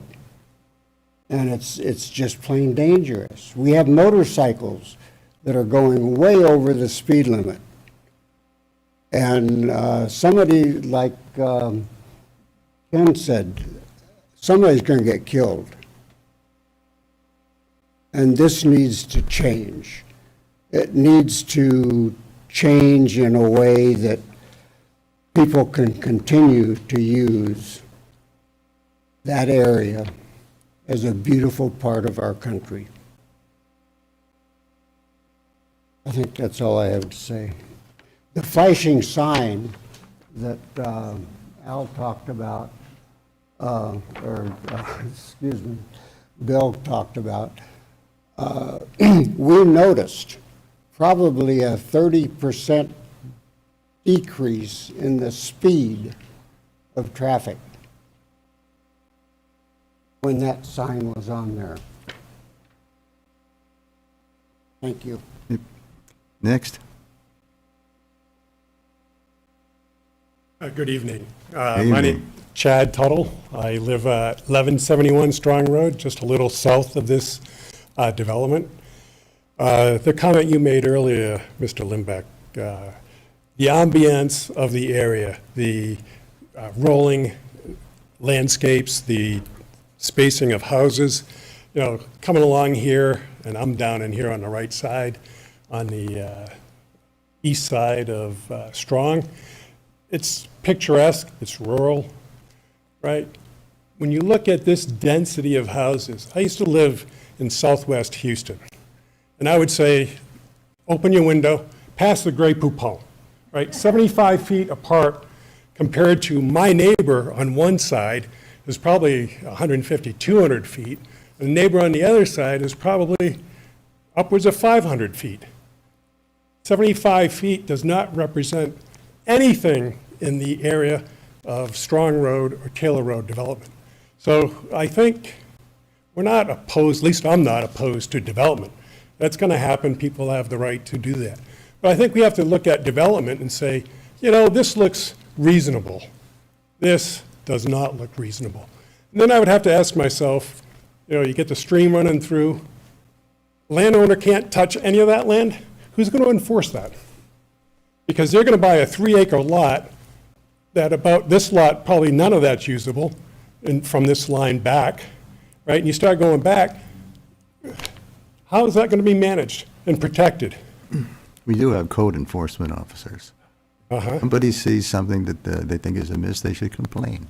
Okay, but we're creating a scenario that you're going to have somebody snitch on a neighbor. Well, so be it. Yeah, well, I would like to not have that issue. Let's have a development that reflects the values of the comprehensive plan that Victor has set forth that says, you know, we want to protect our lands and develop it appropriately. And that's what I'd like to say. I do not see this as being part of Victor. Farmington, maybe? You see that all over. But Victor, not. Thank you. Welcome. Next. Well, then cut it in half. Keep you up with I'm Sheila Shalafo. I live right across the street from those 3 houses that are 40 feet from the road, and 7982 Taylor Road. And we all sat here and we listened to that Guinan subdivision. We spent 2 hours listening to it, and people were crying because they were so happy about that kind of now I know that's extreme. That's one house on that big lot. But the contrast sitting there listening to that subdivision application and then this one is unbelievable to me, because this is crazy. As you know, I don't need to tell you, especially you, Wes, that you need to look at the sketch plans required in this town to incorporate the recommendations of the town comprehensive plan. That's 184-12-2C. That's basic. We need to look at this character. It's so clear that everyone in this room feels that way. I know there's a couple that don't, but this is something that we need to preserve. And we're not talking about no development. Nobody, well, not many people are saying that. But we gotta, the fact that this is what we're coming up with after months, obviously no discussions with the neighbors, no talking about what this neighborhood needs. And this just isn't what we need. And, you know, we talk about the sunsets, and I get it, it's touchy-feely. I mean, I get it. It's just kind of the kind of stuff that, you know, nobody wants to be bored with listening to this over and over. But this is real. I mean, this is the area of Victor that, if there's any area that we're going to preserve, this is the area. So, that's it. Thank you. Else, don't forget, there will be other meetings. If you don't get to speak tonight, you can speak at the other meetings. But is there anybody this evening who has pushed us way past 10 o'clock? I'm sorry. Dolores Fanton, 8082 Taylor I Road. hear you. I have health conditions.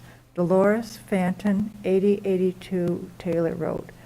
I agree with what's been said. The only thing I wanted to emphasize was the concern I have about the safety. I'm on Taylor Road.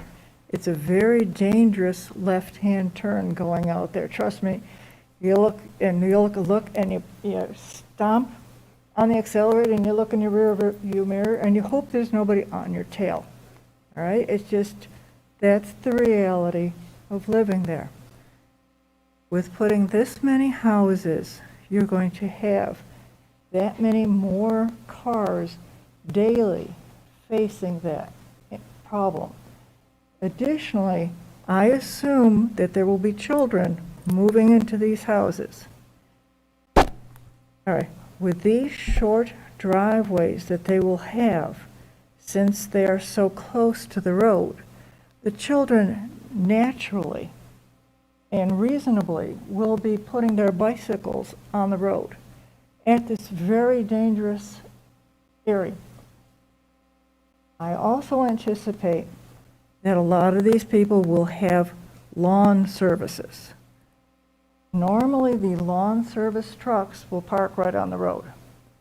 Absolute blind drive, we'll have to back down the road because we will not be able to go around them.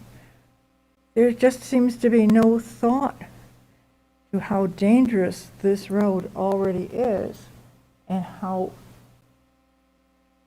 increased the danger will be, not only for us, but for all those new people. And the children do have the right to play. And in this rural area, I expect the children to be on the road. And putting that many more children in with 10 houses, it's just such an incredible danger that I'm concerned about the whole thing. And I'm just afraid of all the accidents. And the last thing is, we're way back where we live. It's a quarter mile to our mailbox and back, okay? It's just not the character that we're seeing. This is, if we wanted to move into a subdivision, we wouldn't be way back like we are. And this just is so different from what we have. Thank you for listening. Welcome. Anybody else for this evening? Okay, the public hearing is still open. There will be other meetings. Trying to address some of the comments. What do you think? That's the one with the well water. Yeah, I think you can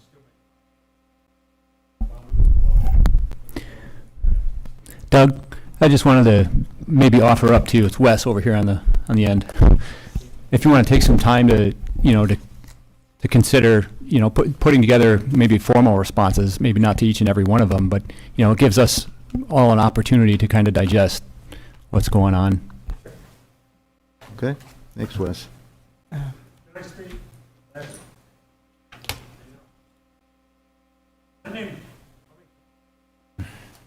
I wasn't going to speak. Well, please remember the next time you're here.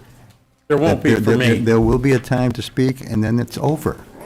You have to come back the next meeting if you want to say more. Well, I won't be here. My name is Jack Plum. I live at 1224 Strong Road. I know all these people. Tom Reese is right about the water. That's a good thing. Another thing about the water is when you have a septic system and you move in and you've got unlimited amount of water, you're not on a well, people tend to use and overload septic systems. I know that from experience, having worked for the Monroe County Health Department. I also know about the speed factors on Strong Road. 30 years ago, I was before this board getting a stop sign at the corner of Strong and Dreier. I did the traffic study for the Ontario County Sheriff's Department, where I retired from. I was also on the Conservation Board for the town of Victor. Bad plan. Development has to happen. Development will happen. But that is a terrible, terrible plan. There's plenty of room, as Tom said, and others have said, to rescale some of the properties. Maybe set some on the eastern part of it back a little farther. The developer can make his development. People will be happy. Not everyone, but people will be happy. One of the reasons, I'm only going to be here another month in the town of Victor. One of the reasons I'm leaving is because of the development of Victor. It's not the town I moved into 31 years ago. You've been all here a long time. You know what I'm saying. And I'm going to Brooklyn, which is opposite. But I have a higher calling. My daughter is having a baby, and I'm going to be a grandpa. Oh, good for you. I lived in Brooklyn for a couple of years. Yeah, so I'm giving up one joy of 30 years of having the deer eating the grass or Tom's cows bellowing being the loudest sound I hear. But you have to make a decision. Just make the right decision. This is, if I lived in South Bristol, and I used to stop and look over that field where Jerry and Maura and where Tom has his cows. So I know what they're talking about when they say the people stop. I've been there, doing it before I moved here. And now I'm in Hiawatha Hills. And how Hiawatha Hills, I don't know how many you knew Larry Stowell. Larry was a different individual. He was. But he laid that out beautifully. Every single parcel there is your own, in your own little niche. And I respect the gentleman saying about, well, the people put in landscaping, people. Once he sells the property, people can do what they want with it. And you don't know what they'll do with it. And they will be, that's so out of character. So that's all I got to say. Okay. Thanks for your time. Thank you. Just do a good thing with this town. It's been a wonderful town for me and my daughters, my family. Keep it that way. Okay. Thank you. Okay, we are going to call it an evening. It's, we'll then accept a motion to adjourn. I make a couple of comments first. Sorry to not to stretch it along. We already blew the Point of overrun. information. Just, Where do can we I? go from here? Well, we have, When do you make a decision? well, not tonight, not at the next meeting either. I can address that, just so for the public's benefit. So the public hearing for this subdivision remains open. The public hearing has not been closed. So at the time that the public hearing is closed, when the planning board closes a public hearing, they have 62 days from the close of the public hearing to make a decision. So they are still going to go through an environmental review process, the State Environmental Quality Review Act. And so that's probably going to happen in the next meeting or two. I'm not quite sure what the schedule is going to look like. But stay tuned for those public hearings, because when that public hearing closes, the planning board has 62 days to make a decision. Thank you. Just, We can't hear No, you it's- over there. you'd have to speak have to up come to here. the microphone. And I need to, And you're interrupting All right. Joe. Yeah. He wanted to speak first. give me a chance to speak before you get a chance to come up at the next board meeting. So, a couple things for Doug and Steve. I've heard a lot of residents' praise of Stoll's property at Hiawatha. That's a cul-de-sac. The lots range from 1 1/4, 1.5 acres up to 5 or 6 acres. They're very diverse. These are all 3 acre, 3 acre, 3 acre, all the way across. Is there, I guess I would ask you that, I'm assuming you've heard them and their concerns, if you can at least make an attempt at laying out something with a cul-de-sac that might have properties and different layouts on that parcel, and consider an alternative scenario. That way you have one entry to quite a few homes on a cul-de-sac, and you don't have the variances needed for the access management concerns that have been discussed in the town over the years. For the community, I looked at both, I was listening, and I was also looking on my computer to the USGS maps. There's no blue line there, just so you know, on both scale maps. So it is an intermittent stream classified by the USGS. And and the other thing is, that's a section of the town that actually has been proposed to go from least dense to medium density, I believe, and in the comprehensive plan. So they're sticking with the least dense development. And I just thought you all ought to know that that's it's an area of the town that because of sewers and water not wanting to be extended further south beyond 41, I think, Mountain Hill, that the density shifts and things recommended by the town board in the comprehensive plan are that, and that includes your community as an increase in density, not a decrease. So all of these things we have to consider. I mean, there's certainly a good justification for not increasing the density on this lot, and as I've heard from just about everyone here. So food for thought for both the developer and the residents. We're a long way from making a decision on this, and there's certainly a lot of things for us to consider from what you all have said, Babette and the community, that I think we'll look forward to another conversation with the developers to help address some of this. And as Wes said, Doug can address all of the comments that he's heard in a response, a more formal response, that he can have a chance to collect his thoughts and respond back, so. Just say one quick Save it for next time. Because I'm going to entertain a motion to adjourn. So with that, I will make the motion to adjourn and move. Okay, who seconds? Second. Lindbeck seconds, all in favor? Aye. Have a good Say evening, before, you'll have everyone. another chance. Thank you for coming. I did that for you guys. You know,